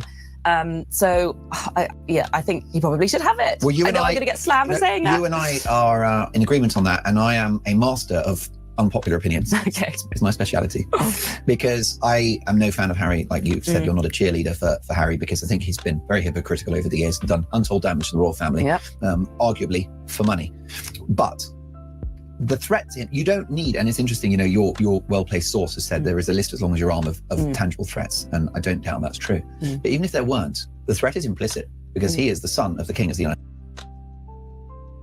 Happy Friday, insiders, to everyone but Meghan Markle, because the grift has just stepped up a notch. Just when you think she can't go lower, she does. I'll give her one thing. She's consistent, isn't she? You're guaranteed a clapback. You're guaranteed she is going to hide behind vulnerable children when she is in the middle of a PR storm. So let's recap. Tom Bower is their worst nightmare. He's going nowhere. The book's going straight in at number 1. And despite the fact some mainstream media, like ITV's Woke this morning, trying to belittle him and smear his name, it makes no difference. We love Tom Bower. We love the truth bombs he's dropping, and we are here for it. But Meghan Markle doesn't like this, does she? So, what does she do? Tries to distract. But this, in fact, is vile, because this woman, yet again, let's wheel out philanthropy, let's wheel out charity, and let's hide behind it. Now, as always, do your own research, come to your own conclusions, yada, yada, yada. Right, let's get down to it. Okay, so Meghan Markle, in amongst being publicly dumped by Netflix's Ted Sarandos, she's just clapped back, hasn't she? Thinks she can put a £3,000 Ralph Lauren dress on and come out like nothing's happened. Well, pop it, we're just going to go through a few things. £3,000. I'm not being mean, it's a plain dress. Pretty sure you could get that in Primark for about 12 quid. It is so egotistical. Why do you need to spend £3,000 on a dress? You're there to promote yourself. And Ted Sarandos has done the most genius thing, because he's not going to release a statement about Meghan. Obviously, he doesn't want to look like he's pushing this agenda forwards. He doesn't want to be seen to be adding fuel to the fire. But what he's done is genius. That little unfollow on Instagram speaks volumes. It's like when you used to date someone and you get the unfollow, you're like, oh, it's really over. There's no going back. It's like the ultimate snub, isn't it? When you fall out with a friend and you're like, that's it, I'm unfollowing them. Netflix unfollowed Meghan. Isn't that cruel? The cruelty of it all. They unfollowed her. We are well and truly done. And that is what he's done, because he's not going to release a statement. He will use people to put a few source quotes out, but then they'll deny it on the record. But we can all see clearly. Ted, you made a big mistake. You should have never put yourself forwards to get markled. You did. You've got egg on your face, but you've got out. So well done. You got markled. Now, this event that Meghan has gone to, it's extraordinary. Let's share it to the stage. It's unbelievable. I've got so many things to say about this, okay? First of all, to anyone that's had children, how much did you hate people touching your bum? It literally made my skin crawl. Perhaps I'm on my own here. Perhaps people liked it. But it's not her baby in Kelly's tummy. What's she doing? This is the weirdest thing. I feel like this is the laugh we need after the week we've all had with King Charles just, I don't even know how we say it, being King Charles, and just tensions and stress in the world. At least we can guarantee that Meghan Markle shows up, riffs, and embarrasses herself on the world stage. I'm sorry, I don't mean to be mean, but I'm suffering from lack of sleep. I'm feeling a bit feisty today. But parading on a red carpet, touching someone's bum, it gives me the ick massively. And it's hiding, isn't it, behind children and vulnerable children. We'll come on to that bit in a minute. But I just wanted to alert you to the fact that I think Meghan Markle's had work done on her face. This my opinions, do your own research. But looks very... Now, when you have Botox or filler, very, very prominent in celebrity circles, as we all know, you get that kind of wide awake look. And she looks very, very different, I think. I'm just putting it out there. Let me know if you think she's had some work done. But doesn't turn up, does she? And let her friend, who's getting the award, take centre stage. No, she has to throw herself over this heavily pregnant woman and dominate, as she always does. And then we see the Daily Mail as saying she's got £3,000 dress on. I'm pretty sure you could get a family holiday for £3,000. Doesn't live in the real world, this woman. I don't know how she's paying for it. Maybe Chucky Boy's paying for it for her, because her and Harry are not earning money. So not sure. Or maybe she borrowed it. $3,000 for it. I wanted to read this to you, okay? So, yet again, what do we see Meghan Markle do when the poo hits the fan, when she is really getting a lot of backlash? Oh yes, let's hide behind charity and philanthropy so people can't criticise me. I'm not buying it anymore. I'm sick and tired of celebrities and Meghan Markle in particular using charity, using philanthropy to try and appear as do-gooders. Do you know what? Give your own money, do it without the cameras, and then come back and we'll all have a conversation. Because I only see her turning up, wheeling out very poorly children in hospital with a full face of makeup, with the little mask on, having pictures. Oh, let's pop over to Jordan and, let's make sure there's the Press Association royal photographer with us for this. Oh, let's just make sure there's a branding board when we want to do something around poverty and food poverty. It's yuck. It's disgusting. And it's so beyond at this point. Just stop doing it. But you know what? The media needs to start calling people like Meghan Markle out. Really? So Kelly, her quote, okay, Meghan's childhood friend, she said, "We had no idea when we took him into the hospital that 12 hours later he would not make it. My 9-year-old son, George, died of COVID and viral meningitis." Well, there we go. We all feel bad, don't we? Obviously, what Kelly's been through is horrific. You can't imagine as a mother what that pain is. But Meghan Markle is grifting. She's attaching herself to Kelly to hijack this event, to try and spin the narrative, to try and distract, because Meghan Markle is getting it from all angles, because the truth is finally coming out. You don't go through that amount of PRs and come out unscathed. You don't get to treat people like Sophie from Send to Bali and all of these other people that have got hideous stories about how they've been treated. You don't get to hide then behind a woman like Kelly, who has experienced the very worst trauma that anyone could imagine going through. And so she pops up onto the red carpet and wants to pose, wants to make it, this is Meghan I'm talking about, all about her. It's always about her. The late Queen was right. Meghan's way or no way. That's a great idea. We have seen this track record, which is like a train crash in slow motion. It's so predictable, everything she's going to do next. She thinks she can constantly turn up, deflect, lash out. It's always someone else's fault, but hide behind a cause whereby we feel sorry. Of course, we all feel empathy for Kelly. No one would want anyone to go through that. But this is Meghan hijacking her trauma. How about letting Kelly take centre stage? Going in a strapless dress. You know you are going against the very dress code that you had to adhere to when you were part of the royal family. You know that that's quite a statement to make in a strapless £3,000 dress. So you want the attention on you, Meghan Markle, don't you? You don't really, I don't think, want the attention on Kelly. You just like to wheel people out when they benefit you.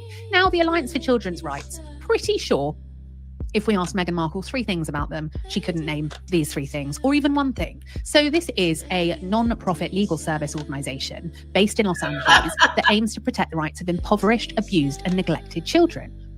So the deluded Duchess thinks it's acceptable after endorsing Balenciaga, and I am never letting this go with Balenciaga. I'm outraged. There's not more outrage about it. So ultimately, she is endorsing a brand that is endorsing child sexualization, putting children at risk is what Balenciaga did. But now you want to pretend you care about abused children. I don't think so, Poppet. But you know what? This year is going to go from bad to worse for Meghan Markle. There is no PR that can turn this around for her. There is no PR that's going to be able to turn this around for her. She's not going to be able to fix her reputation. She's not going to be able to get a new brand, and all of a sudden, boom, there she is. They love her just like they loved her when she first stepped on the scene. She'll never have that popularity ever again. She messed herself up and continues to mess herself up. You didn't go visit your father. You didn't give him a call. You didn't reach out to him. You didn't go see if he was okay. And now you want us to see that you're running to the hospital, looking at amputees' legs, pretending like you care. And it's pathetic. We know that you don't care. We know that you show up for a photo op. We know that you show up for PR moments. We know that you're a big fake-a-do. And it's annoying. You're predictable. It's like it's never going to get better for you. It's always going to stay either it's going to go down like it's going down or just stay the same. But either way it go, she's in some serious, serious trouble. Her Instagram is flat as a pancake. The only thing she got on there is that twerking video, and I know y'all tired of watching that. Y'all want to see the twerking video?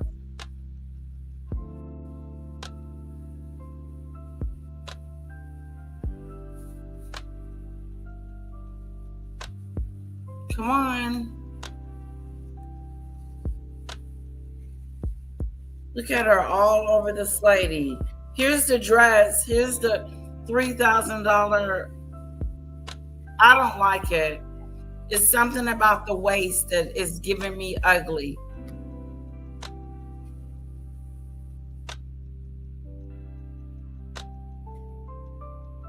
Yeah, I don't like it. It's a plain. I like the black dress.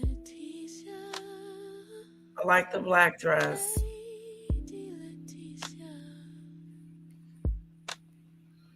And I don't know why she is all over her baby. Why? Why are you all over her baby?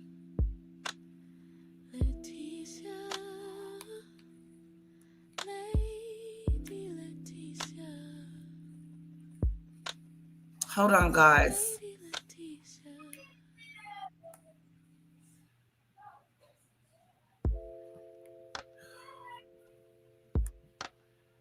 What's going on with Instagram?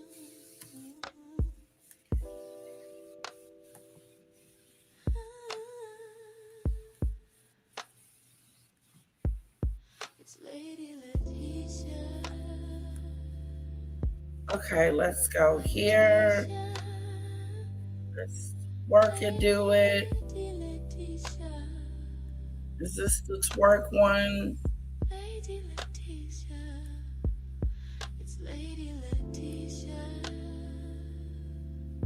I feel like this is it.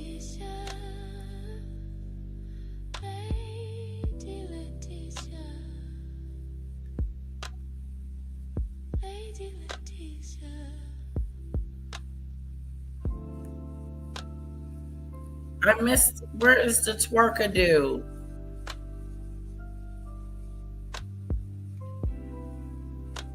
Twerk-a-do, there it is. I knew you were close.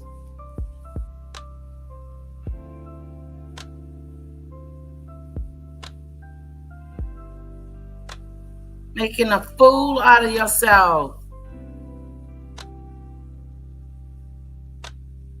Ain't no baby in there.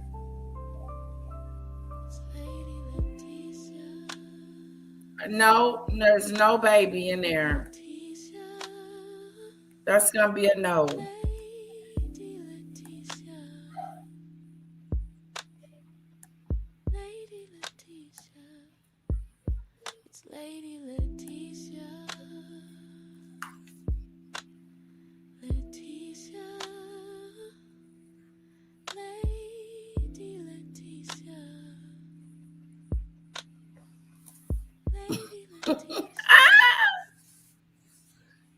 Work it, own it, own it.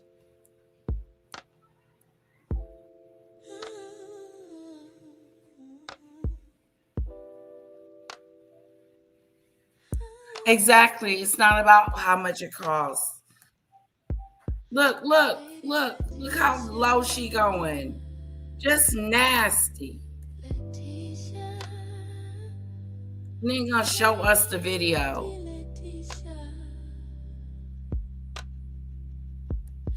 Hi, Pickles.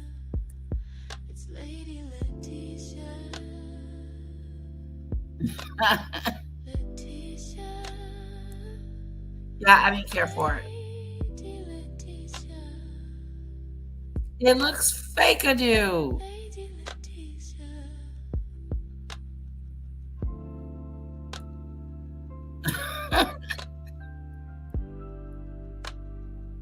No, and she has no ass either. Meghan doesn't have a butt. It is unusual. It is unusual.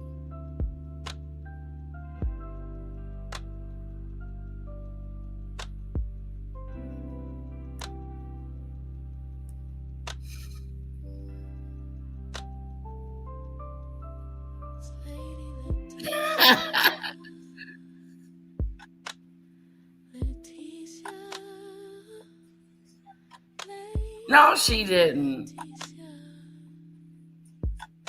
You're right. She didn't let nobody touch that moon bump.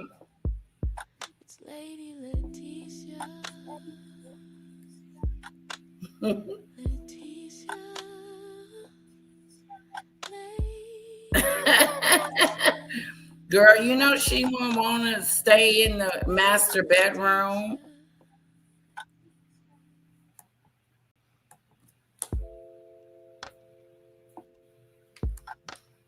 Look at his butt.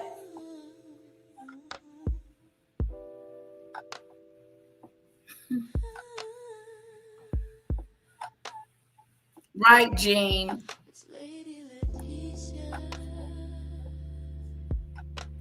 No, she wasn't pregnant. That looked weird. That's when everybody was questioning it. Look. Oh.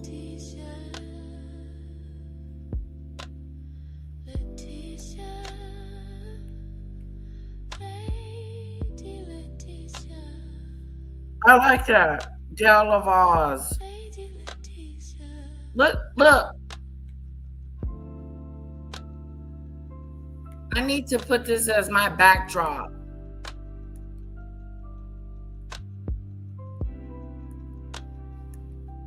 Truth bomb coming this weekend about how she is playing her team. Tom Bower's book is the Andrew Loney of books. It is going to continue to gain momentum. And let me tell you this, Harry and Meghan will be panicking because it's only a matter of months before they are due to come back to the UK for Ingriftus, as I've renamed it. So they're desperate to be seen as philanthropists. First, we have got to talk about this new Variety hit piece on Meghan and Harry. The headline, Inside Meghan and Harry's Falling Out with Netflix and Why the Royal Couple is Struggling. And I mean, get with it, Variety. They've been struggling for a long time. Reading from Matt Donnelly's piece published on March 17th, the Sussexes' perceived, that must have been a lawyer's note because it's a pattern of selling repackaged versions of the same story about their exit from royal life has exhausted Netflix. Quote, the mood in the building is, we're done. One Netflix insider tells Variety. Their bedside manner, meaning Harry and Meghan, has ruffled feathers in meetings. Meghan is said to, when she's on a Zoom meeting with Netflix execs, if something offends her or someone says something that meets with her displeasure, she just gets up and walks off. And she doesn't return for lengthy bouts of time. Continuing from the Variety piece, Rob, 3 insiders say Netflix chief Ted Sarandos is fed up with the pair, who, per 2 sources, have been known to text directly with the co-CEO about their projects, as do many A-listers who work with the streamer. Rob, first of all, I want to ask you this. Is it really that common for talent to text with Ted Sarandos, one of the most powerful people in the entertainment industry, directly I feel like this is just me, but I feel like this piece is trying to make that sound normal, because we've all wondered why exactly Ted Sarandos has kept the malignant cultural cancer that is Meghan Markle around for so long. I think he's finally had enough of Meghan and Harry, which is why this piece finally was put out there. I knew Variety was working on this. I've known for about 2 weeks, and just to pull back the curtain a little bit, I think it's fun to listen to media insiders. The sources that I have at Netflix, I've been talking to, and they've told me, two of them told me, we've been getting a lot of calls from Variety. We feel like Variety is going to be working on this big piece. So the sources I speak to, the ones that Variety speak to, are really, really good sources. Let me answer your question though. It is only insecure, it is only amateur talent that has to go right to the very top. This doesn't just exist in celebrity. It's like the person that walks into the bank and has to speak to the bank manager to make the deposit. No, I think it would be like, let me speak to the president and CEO. Hi, JP Morgan Chase, get me Jamie Dimon on the phone, you know? Yeah. Barbara Streisand did this when she didn't like how Siri was pronouncing her name. She called the head of Apple, or like she did, and they fixed it. And so this is such a Karen move. This is such a do you know who I am type of move. This is such a diva move that I'm not at all surprised that Meghan pulled it. But there are thousands of people that work for Netflix who are there to solve problems on all of Meghan's projects. She was given a point person, a really talented point person, somebody whose name is point person. Call that person. Meghan won't deal with that. She won't deal with anybody who isn't at the very, very top. And that's sort of a failing, I think, on her. That tells you more about her than anybody else. But just a little bit of interesting news just to show you how petty and how mean this has got. Ted just unfollowed Meghan on Instagram. Stop it. Mm-hmm. Just happened. We're all 13-year-old girls at heart, are we not? You know, this is incredible too, by the way, you mentioning the point person that Meghan had. First of all, when you have issues like that, people like Meghan Markle, there's an apparatus around you and an apparatus around Netflix and a way of doing things. You know, your agent or your point person says, hey, we're having a bit of difficulty here. They bad cop, so you can always be good cop. And that point person, by the by, I believe Meghan had deputized to deal with the fallout over telling her father with his freshly amputated leg at Christmas time to fuck off. She had a holiday Netflix special to promote. You know, like she's not in her right mind. So then the next piece of like just juicy meat on this bone from Variety, quoting from the piece, 2 sources insist that Sarandos recently said he would not sit for a call with Meghan Markle unless a lawyer was present on the line. Again, these look like legal notes to me in this piece. The sources were unclear if Sarandos was serious or joking. A Netflix spokesperson says it's absolutely inaccurate. But I can tell you as a reporter, as a longtime journalist, when you front load a graph with that detail, and then you back end that graph with denials and obfuscations, it's usually the top part that everyone knows is true. You're absolutely right. A little hint here to the troublemakers. If on one of my Substack stories you see the word reportedly, that's legalese. That's a lawyer that's told me to put that in. If I say someone is acting erratic, that's a legal word for code for drugs. They're on drugs. So like, if somebody's erratic, these are just little winks that we do all the time in the media. I loved reading the story. To me, it felt as if they got it. They got this story. The details were delicious. It got watered down a little bit by lawyers, but I think that's worth doing to get it out there. It's a great story. We know where the truth lies on this. And then today, to have Ted unfollow her and unfollow her projects, that's sort of exciting too. But there's something about these two and lawyers. We know that Harry is very litigious. He's gone after British organizations. They've threatened American news organizations too. This is their ammo. This is what they do. And so my reporting now is that Netflix needs maybe not be careful, but I think they're probably predicting this is going to happen, that I will not be at all surprised if Harry and Meghan now consider legal implications, legal responses to Netflix. My sources were telling me, Maureen, that they believe Netflix is in breach of contract. Not quite sure how or where. There's also too a disparity.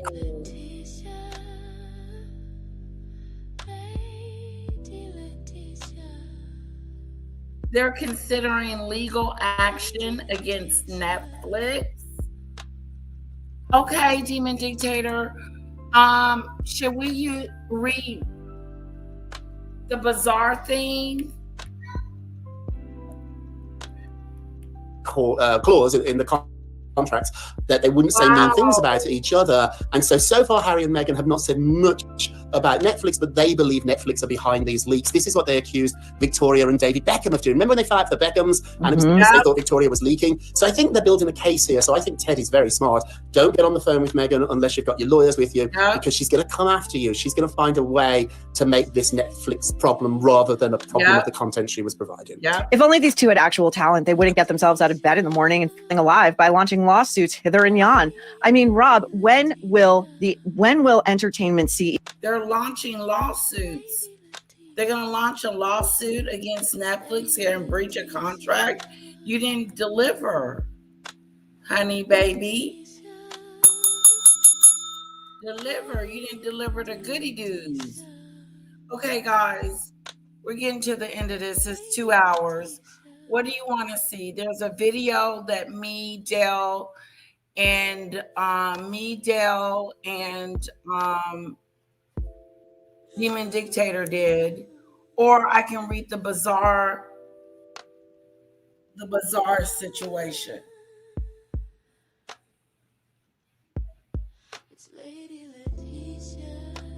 It's called Throwback.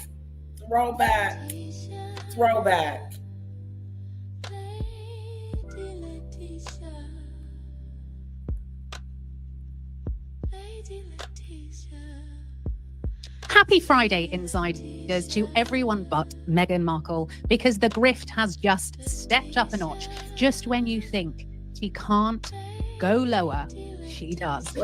I'll give her one thing. She's consistent, isn't she? You're guaranteed a clapback. You're guaranteed she is going to... After months of trying to block body cam video, Justin Timberlake's DWI has been released. So let's get into it.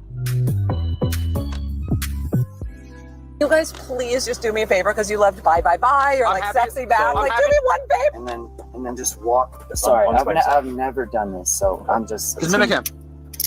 Let's talk about the real reason why Justin Timberlake did not want the world to see his arrest body cam footage, because he and his lawyers have been working so hard to try to block the release of this body cam, but the judge missed them. So now the world gets to see how much of a coward Justin was during his arrest. By the way, these are like really hard tests.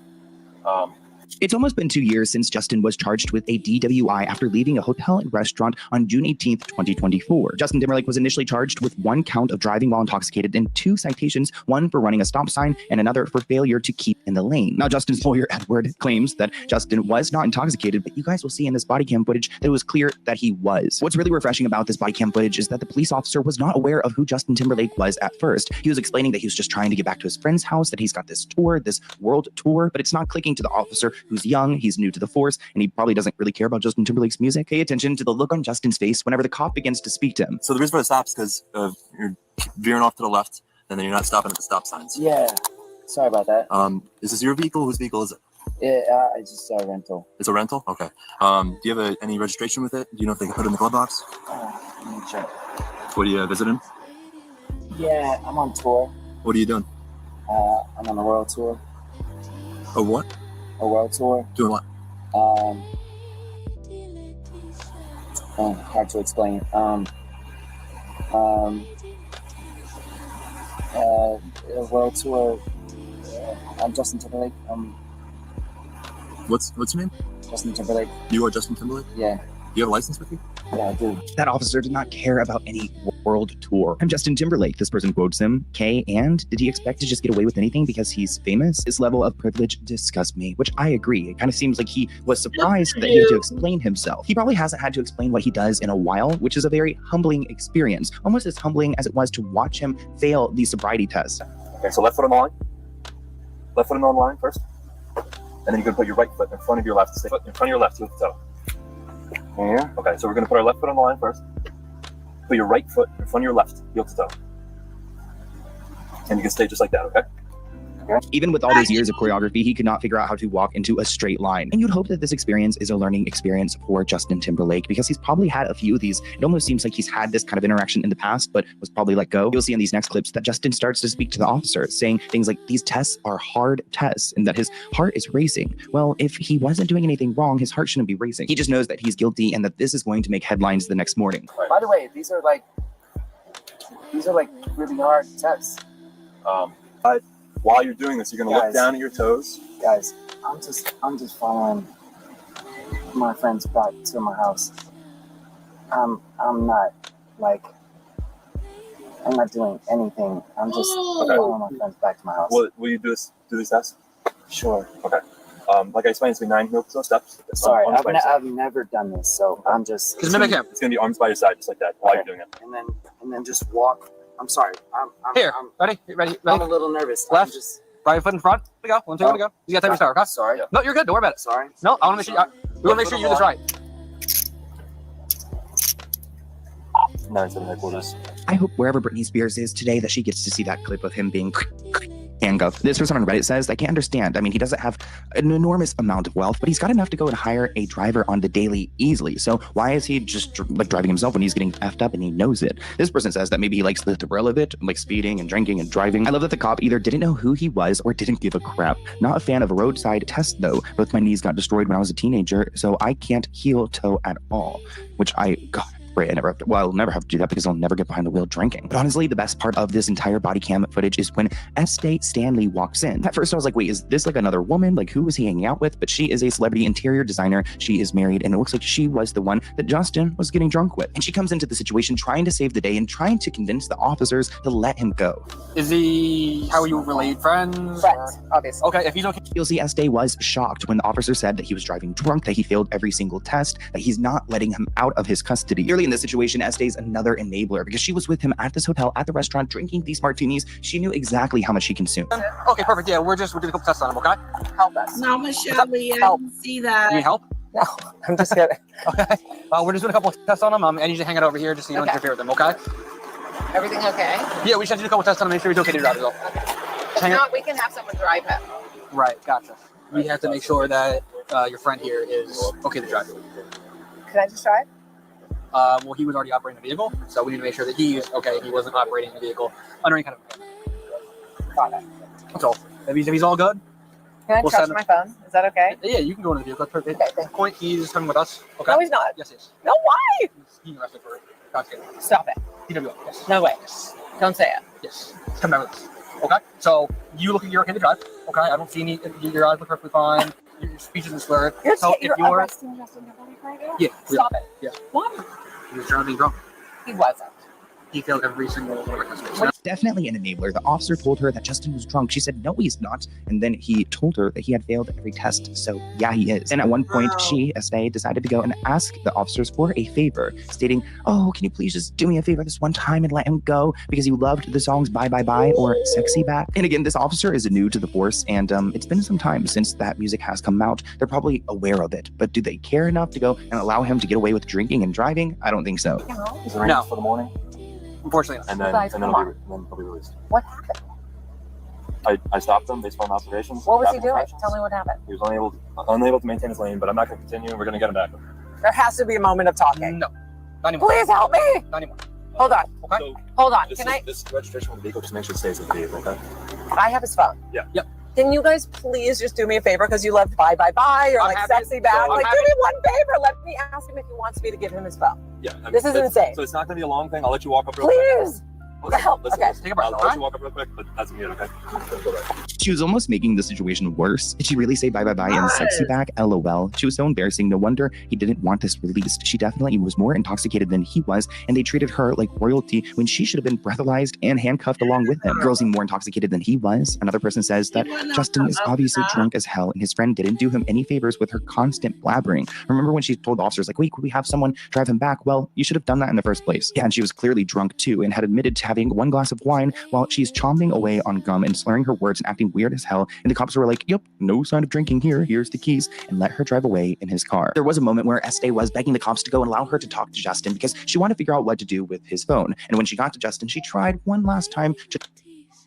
Beyonce's mother is in hot water after Tina Knowles' gumbo shop was shut down by the health department. Jennifer Lopez is being questioned after fans are concerned about her son's health.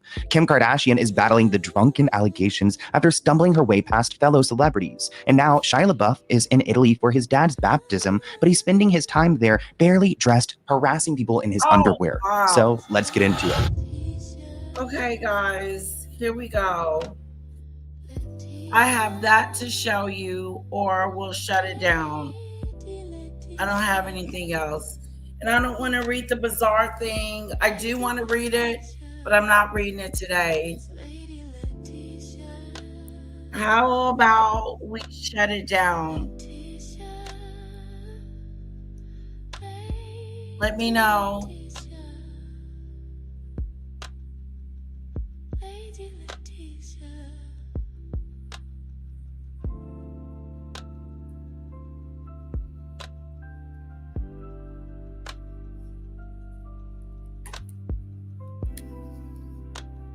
All right, we're gonna come back. All righty, do. Yes, yes, yes. And we're going to the movies at 7, so I kind of want to relax a little bit.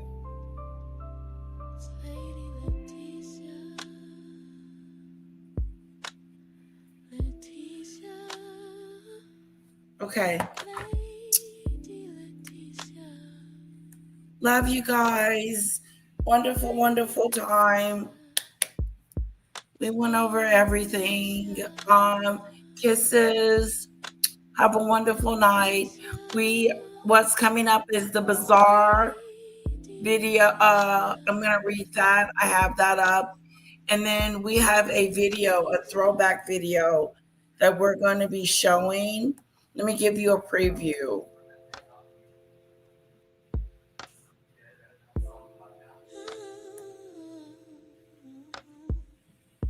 Hold on.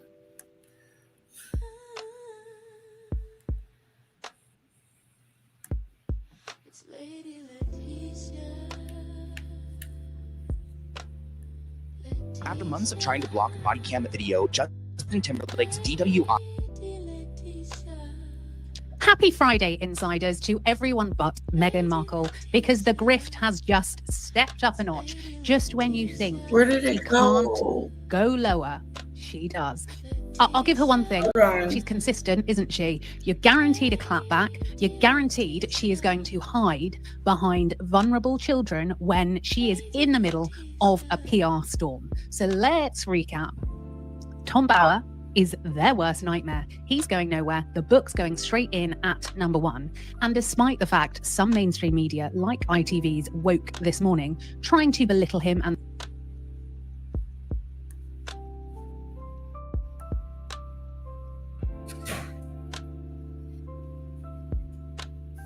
Regarding Andrew, I think he should be treated like everybody else. If this was like your next door neighbour and you found out that he'd been messing about and sexually assaulting girls, despite the fact that he denies it, he would be hung, drawn and quartered. So why shouldn't Andrew be hung, drawn and quartered? You know, at the end of the day, you know, he's abused his position, he's brought disrepute on the royal family. And let's face it, when he goes to prison, he'll be in a nice little private sector. He won't be, like if I did anything, I'd be put in with general population, you know, and God knows what would happen to me. But he won't, he'll be protected all the time. So, you know, what's good for the goose is good for the gander in my eyes.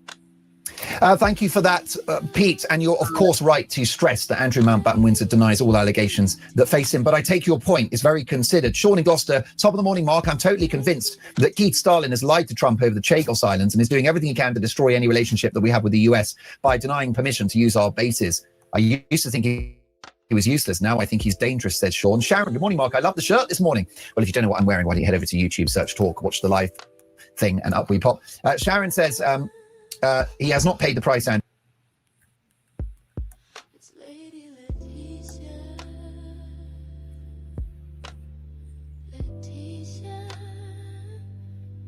in Yes. Let's watch it. Go for it. Think of the dance in the delivery suit. We're gonna watch it together and we're gonna break it down together, PCE, because I haven't seen it yet. Okay, this is the video we're gonna be watching. Let's go. With dictator.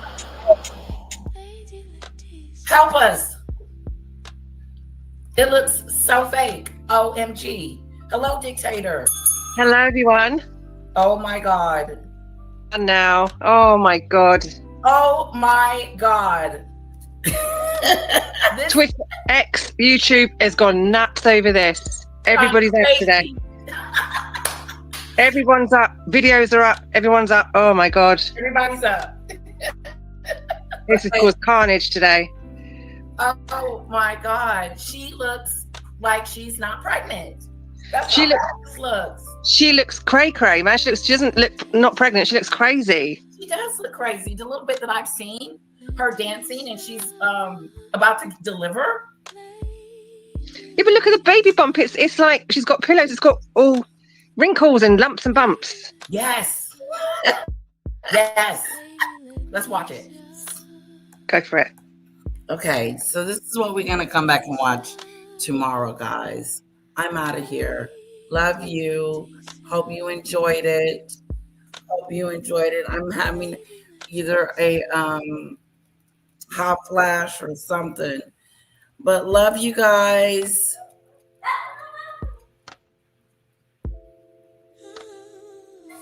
I know, I liked it. I liked it then. Thank you, Snowdrop. Thank you. All right, guys, I'll see you soon.